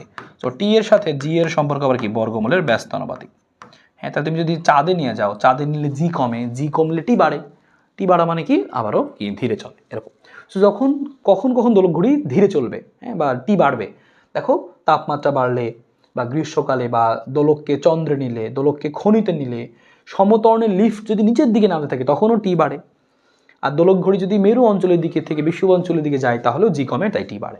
তো এই কয়েকটা কেজে কি হয়, যে টি বাড়ে, এই কয়েকটা কেজে কি হয়, টি বাড়ে। সবগুলো একসাথে লিখে দিচ্ছি গুছায়ে, যে কখন টি বাড়ে। যে তুমি বিশ্ববিদ্যালয়ে গেলে, সমতরণের লিফট নিয়ে নিচে নামলে, খনিতে গেলে, চন্দ্রে গেলে, বা জি এর মান যেখানে কমে সেখানে গেলে, তখন এই, বা পাহাড়ে উঠলে, হ্যাঁ পাহাড়েও কি জি কমে। সব পাহাড়ে উঠলেও কিন্তু এই সেম কাহিনী ঘটে। পাহাড়ে উঠলেও কি হয়, এই যে কাহিনী, যে টি বাড়ে, অর্থাৎ দোলকঘড়ি ধীরে চলে। এরপরে কখন এরকম টিটা কমে, সো দোলনকাল টি কমে। আর টি কমে কখন, এই যে শীতকালে কমবে, তাহলে কার্যকরী দৈর্ঘ্যের মান যদি কমে তাহলেও, সমতরণে যদি উপরের দিকে লিফট হতে থাকে তাহলে, আর দোলকঘড়ি বিষুব থেকে মেরু অঞ্চলের দিকে গেলে। সো এই হচ্ছে আমাদের কয়েকটা কাহিনী। আর কখন স্থির থাকে, কখন আমাদের অসীম হয় বা অপরিবর্তিত হয়, সেটাও এখানে দেখো লেখা আছে। সুন্দর করে একবার পড়ে নাও, যে দোলককে পৃথিবীর কেন্দ্রে নিলে দোলনকাল অসীম হবে। সেগুলো ইম্পর্টেন্ট। দোলককে পৃথিবীর কেন্দ্রে, দোলককে কোথায় নিয়েছি আমরা, পৃথিবীর কেন্দ্রে নিলে অসীম হবে, কারণ জি শূন্য। তারপর ঘূর্ণায়মান কৃত্রিম উপগ্রহের মধ্যে নিলেও কি হবে, এই দোলনকালটা কি হবে, অসীম হবে, কারণ জি শূন্য। দোলক ফাঁপানোর নিরেট হলে দোলনকাল অপরিবর্তিত থাকবে। তারপর হচ্ছে দোলককে সমবেগে চলন্ত লিফটে নিলে দোলনকাল পরিবর্তিত অপরিবর্তিত থাকবে। সমবেগে হলে কোনো চেঞ্জ হয় না। লিফট যদি ত্বরণে উঠে বা নামে তাহলে চেঞ্জ হয়, বাড়ে কমে। সো দেখো লিফট যদি কি হয় উপরের দিকে ত্বরণে উপরের দিকে উঠে তাহলে কি হয়, কমে, টি কমে। সো ওটা মনে রাখবো আমরা। ওকে, গেল আমাদের। এখান থেকে আমাদের বেশ কিছু প্রশ্ন আছে, দেখে ফেলি। সরল চলিত স্পন্দনশীল কোনো কণার দোলনকাল বল ধ্রুবকের কি হবে? দোলনকাল বল ধ্রুবকের আমরা জানি টি সমান 2π√m/k। যে দোলনকাল বল ধ্রুবকের কি হবে দেখেই তুমি নিজে নিজে উত্তর দাও। এই দোলনকাল বল ধ্রুবকের কি? বর্গমূলের ব্যস্তানুপাতিক। তাহলে কি হবে? বর্গমূলের ব্যস্তানুপাতিক। তো এটা গেল। একটি দোলকের কার্যকরী দৈর্ঘ্য 3 গুণ করলে পৃথিবীর কেন্দ্রে নিয়ে গেলে দোলনকালকে পৃথিবীর কেন্দ্রে নিছো, আর যা 3 গুণ 4 গুণ করো ডাজেন্ট ম্যাটার। সো পৃথিবীর কেন্দ্রে নিছো মানে কি? আমরা শুধু জানি 2π√L/g। এই জি এর মানটাই তো শূন্য, পৃথিবীর কেন্দ্রে জি এর মান শূন্য, তাহলে টি এর মানটা কি হবে? অসীম হবে। যেখানেই নাও অসীম হবে, মানে যেখানে না মানে যত গুণই করো কেন্দ্রে নিছো মানে কি? টি এর মান অসীম হবে। বলছে যে বিস্তারিত হলে দোলকের বেগ কত? সেম প্রশ্ন আমরা আগে করছি, যে বেগ বের করা চল দোলকের সাম্যাবস্থায় সর্বোচ্চ হয়, সাম্যাবস্থায় বেগ সর্বোচ্চ আমরা আগে করছি। g/2 ত্বরণের নিচে নামলে তখন সেক্ষেত্রে কি হবে? দেখো সরাসরি শিখে আসছিলাম আমরা, হ্যাঁ, যে তখন দোলনকাল কি হবে। দোলনকাল কি হবে পড়ছিলাম না, যে যদি কি হয় লিফট যদি নিচে নামে, লিফট যদি ত্বরণ নিয়ে নিচে নামে, দেখো একটু আগে পড়ে আসলো তুমি, লিফট ত্বরণ নিয়ে নিচে নামলে, লিফট ত্বরণ নিয়ে নিচে নামলে, লিফট ত্বরণ নিয়ে নিচের দিকে নামলে, দেখো নিচে নামলে টি বাড়ে। তুমি কি দিবা এখানে? টি বাড়ে। এবং কেন টি বাড়ে সেটাও তুমি এখানে একটু লিখে দিবা, বা মানে জেনে রাখো যে টি বাড়বে। এবং দেখো সূত্র কি? আমরা জানি টি সমান 2π√L/g। তো এখানে জি হবে না, লিফটে জি হয় না, জি প্রাইম হয়, লিফটে ত্বরণ চেঞ্জ হচ্ছে। সো এখানে আমরা কি লিখবো? 2π√L বাই এই জি এর জায়গায় কি হবে তুমি একটু জেনে রাখো, এই জি এর জায়গায় হবে লিফট এত ত্বরণে নিচে নামলো, সো নিচে নামলে সূত্র হবে হচ্ছে মাইনাস, সো জি মাইনাস এ, তখন এই জি এর জায়গায় হবে জি মাইনাস এ। সো জি কমলে টি বাড়ে, সো এখানে টি আসলে বাড়বে, এখানে টি বাড়বে, জি কমলে টি বাড়বে, সেখানে জি কমে, সো জি কমে, আর জি কমলে কি হয়? টি বাড়বে, সেখানে টি বাড়বে, এরকম। সো যদি তোমার পরীক্ষায় প্রশ্ন আসে তাহলে তুমি এই সূত্র লিখে লিফট ত্বরণ নিচে নামছে এই সূত্র লিখে তুমি করতে পারবা। আর যদি লিফট ত্বরণে উপরে ওঠে তাহলে কি দিবা? জি প্লাসে দিবা, এতটুকু চেঞ্জ। বলছে কার্যকরী দৈর্ঘ্য 1% বৃদ্ধি করলে দোলনকালের শতকরা পরিবর্তন কত বৃদ্ধি পাবে? সো টি এর সাথে এল এর সম্পর্ক খেয়াল করো, টি এর সাথে এল এর সম্পর্ক কি? যে 2π√L/g। টি এর সাথে এল এর সম্পর্ক L/g। তাহলে এল বাড়লে টি বাড়বে। সো আমাদের প্রশ্ন জিজ্ঞেস করছে দোলনকাল শতকরা কত বাড়বে। সো দোলনকাল শতকরা বাড়বে হচ্ছে, খেয়াল করো, √L, তাহলে এল এর মধ্যে সম্পর্ক হচ্ছে L/2, তাহলে এখানে আমরা লিখবো হচ্ছে এরকম ΔT/T, তোমাকে বোঝাই দিচ্ছি, এই যে হাফ নিচে নামবে আর এখানে হবে হচ্ছে ΔL/L। দেখো তোমাকে শিখাই দিই, একটা জিনিস শিখাই তোমাকে, দেখো তোমাকে একটা জিনিস তোমাকে শিখাই, এই ধরনের পার্সেন্টেজের অঙ্কগুলো তুমি শর্টকাটে করে ফেলতে পারবা, অনেক বড় করে তোমার করতে হবে না, সূত্র দিয়ে করতে হবে না। দেখো এই যে এই জিনিসটা, যে আমরা এখানে সূত্র দিকে দেখতে পাচ্ছি, তোমাকে প্রশ্ন বলছিল কার্যকরী দৈর্ঘ্যের সাথে এইটা টি এর সম্পর্ক বের করো, এল যদি এত পার্সেন্ট বাড়ে তাহলে এ কত পার্সেন্ট বাড়বে, যখন শতকরা আসবে তখন শতকরা পরিবর্তন তুমি এভাবে বের করবা। শতকরা টি এর পরিবর্তন লিখবা ΔT/T, আর এ পাশে লিখবা হচ্ছে এল, অন্য সব কিছু এখন ভুলে যাও, শুধু এল এর দিকে তাকাবা, এল এর মধ্যে পাওয়ার কত। এল এর মধ্যে পাওয়ার হচ্ছে হাফ, মানে টু দি পাওয়ার, মানে রুট আছে তার মানে কি হাফ, সো এল এর পাওয়ার to the power half. So আমি কি করলাম, ওই এল এর যে পাওয়ারটা, এলটাকে আমি কি করলাম বেসিক্যালি দেখো 2π, আমি জাস্ট এই কাজ করছি যে এল এর পাওয়ার হচ্ছে হাফ, আর এখানে রুট ওভার জি থাকুক, ডাজেন্ট ম্যাটার, আমার কোনো আপত্তি নাই। সো এল এর পাওয়ার যেহেতু হাফ, ওই হাফটাকে সামনে আনছি, সাথে ΔL/L, তুমি জাস্ট এতটুকু করবা, তুমি খালি দেখছো সূত্রের মধ্যে রুট আছে মানে হাফ, বুঝে গেছো। সো হাফ এখানে কি হবে, ΔL এর মানটা কত? কার্যকরী দৈর্ঘ্য 1% বৃদ্ধি। সো কার্যকরী দৈর্ঘ্য 1% বৃদ্ধি, 1% বসাই দাও, এর উত্তর কত আসবে? 1/2 মানে কত? হাফ, তার মানে উত্তর আসবে 0.5% বৃদ্ধি। এটা যেহেতু বৃদ্ধি তাহলে ΔT/T মানে শতকরা বৃদ্ধি কত হবে? 0.5% বৃদ্ধি হবে। তো দেখো 0.5%। সো এটা কিন্তু সুন্দর একটা জিনিস, সো এটা কাজে লাগে, করতে পারবা। সো বলছে সেম নিরক্ষীয় অঞ্চল হতে মেরু অঞ্চলে আনলে দোলনকাল কি হবে? যে মেরু অঞ্চলে কি হয়, যে মেরুতে জি এর মান বেশি, জি বেশি হলে টি কি হবে? জি বেশি হলে টি কম হবে, কমবে, তাহলে কি লিখবো আমরা? কমবে। এরকম সরলদৈর্ঘ্যের ক্ষেত্রে সর্বোচ্চ কৌণিক বিস্তার কত ডিগ্রি? 4 ডিগ্রির মধ্যে হইতে হয়, এটা অবশ্যই পরীক্ষায় আসে। আর এখানে গ্রাফ দিছে যে নিচের কোন লেখচিত্রটি সরলদৈর্ঘ্যের তৃতীয় শুধু সমর্থন করে। সো টি স্কোয়ারের সাথে আমাদের জি এর সম্পর্ক, টি স্কোয়ারের সাথে জি এর সম্পর্কটা খেয়াল করো।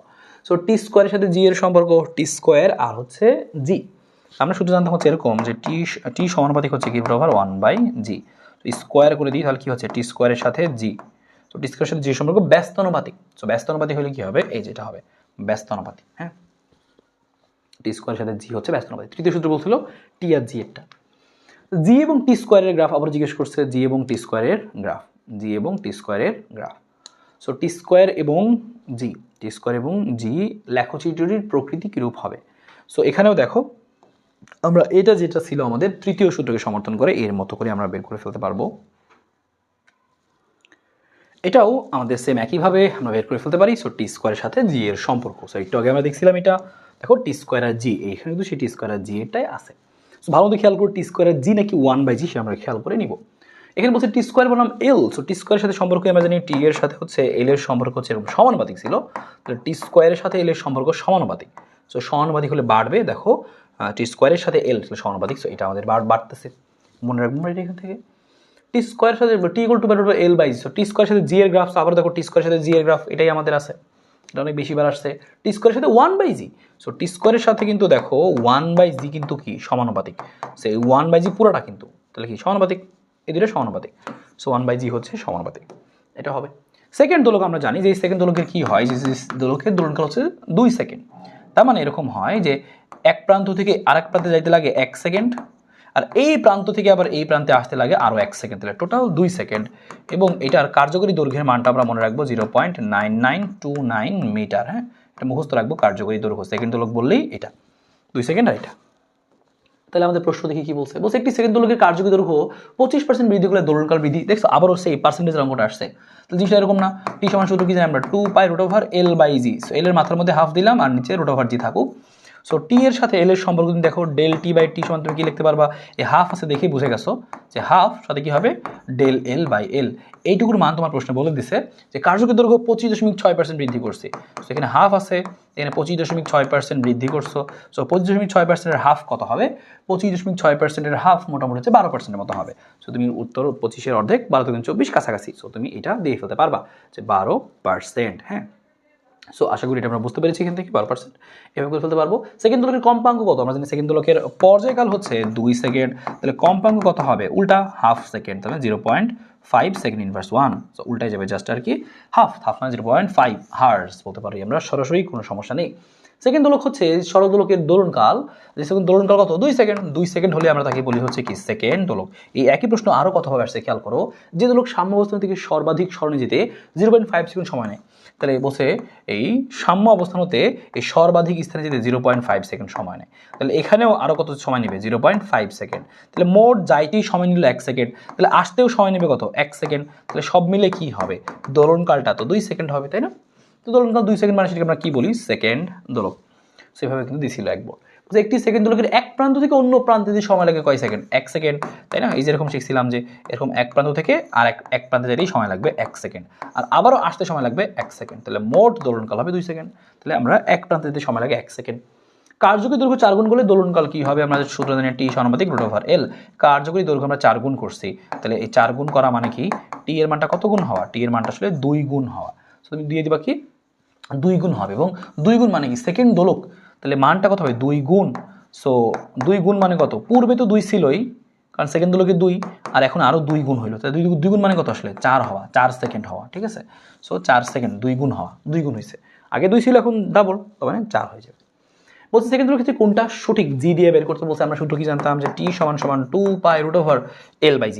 সো √L/g আমরা যেটাকে আলাদা করবো স্কোয়ার করে দিচ্ছি টি স্কোয়ার এখানে, আর টি স্কোয়ার, এবং এখানে কত আসছে আমাদের 4π² আর এখানে থাকতে হচ্ছে L/g। আমাকে বলছে সেকেন্ড দোলক, তাহলে সেকেন্ড দোলকের টি এর মান কত 2 সেকেন্ড, তাহলে এখানে আসবে হচ্ছে আমাদের 4 = 4π², আর এই এল এর জায়গায় কি লিখতে পারি আমরা বলছিলাম যে সুতার দৈর্ঘ্য যোগ আর লেখা যায় সাথে জি, কারণ ছোট হাতের এল দিয়ে প্রকাশ করছে, 4 কাটা যাবে, তাহলে এখানে আসবে g/π² ইকুয়াল টু হচ্ছে L+r।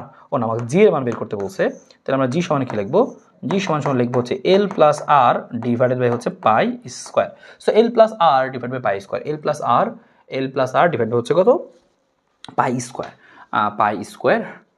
সো এখানে আমরা দেখতে পাচ্ছি হচ্ছে তাহলে কোনটা সঠিক। সো আমরা এখানে একটু চেক করে নিই যে আমাদের কোনো হিসেবে ঠিক আছে কিনা। টি এর মানটা হচ্ছে 2 সেকেন্ড, সেকেন্ড লোক, সো 2² মানে 4, আর এখানে 2 ছিল আগে থেকেই স্কোয়ার করছি 4π² সাথে হচ্ছে L+r g। সো এটা কাটা যাচ্ছে।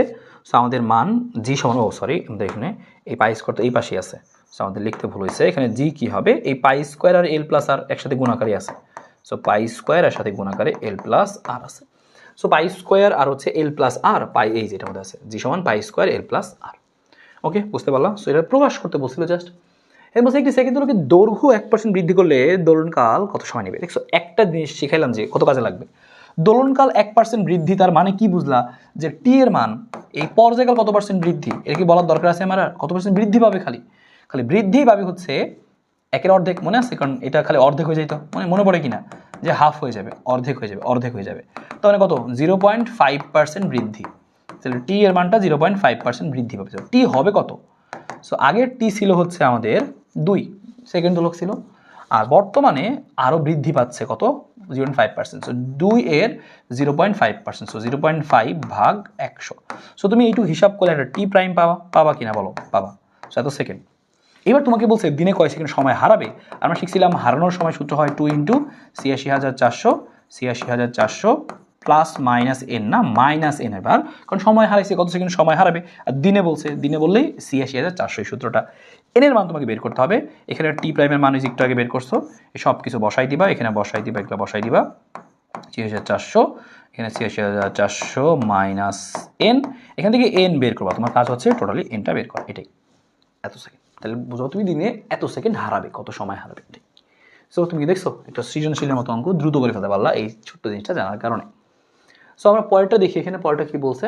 এই নভোচারী নিকট সেকেন্ড দৈর্ঘ্যের কম্পাঙ্ক কত হবে? আমরা জানি টি হয় হচ্ছে 2 pi root over L by জি। এই জি এর মান 0, জি এর মান 0 হলে কি হয়, টি এর মানটা অসীম হয়। আর টি এর মান অসীম হলে এফ এর মান হবে কত, 1 বাই অসীম। আর 1 বাই অসীম মানে কত, 0। তাহলে 0 হার্টজ। তাহলে মূলত কি দেবো, 0 হার্টজ। তাহলে আমাদের কম্পাঙ্ক কি হবে নভোচারীর কাছে, 0 হার্টজ মহাকাশে।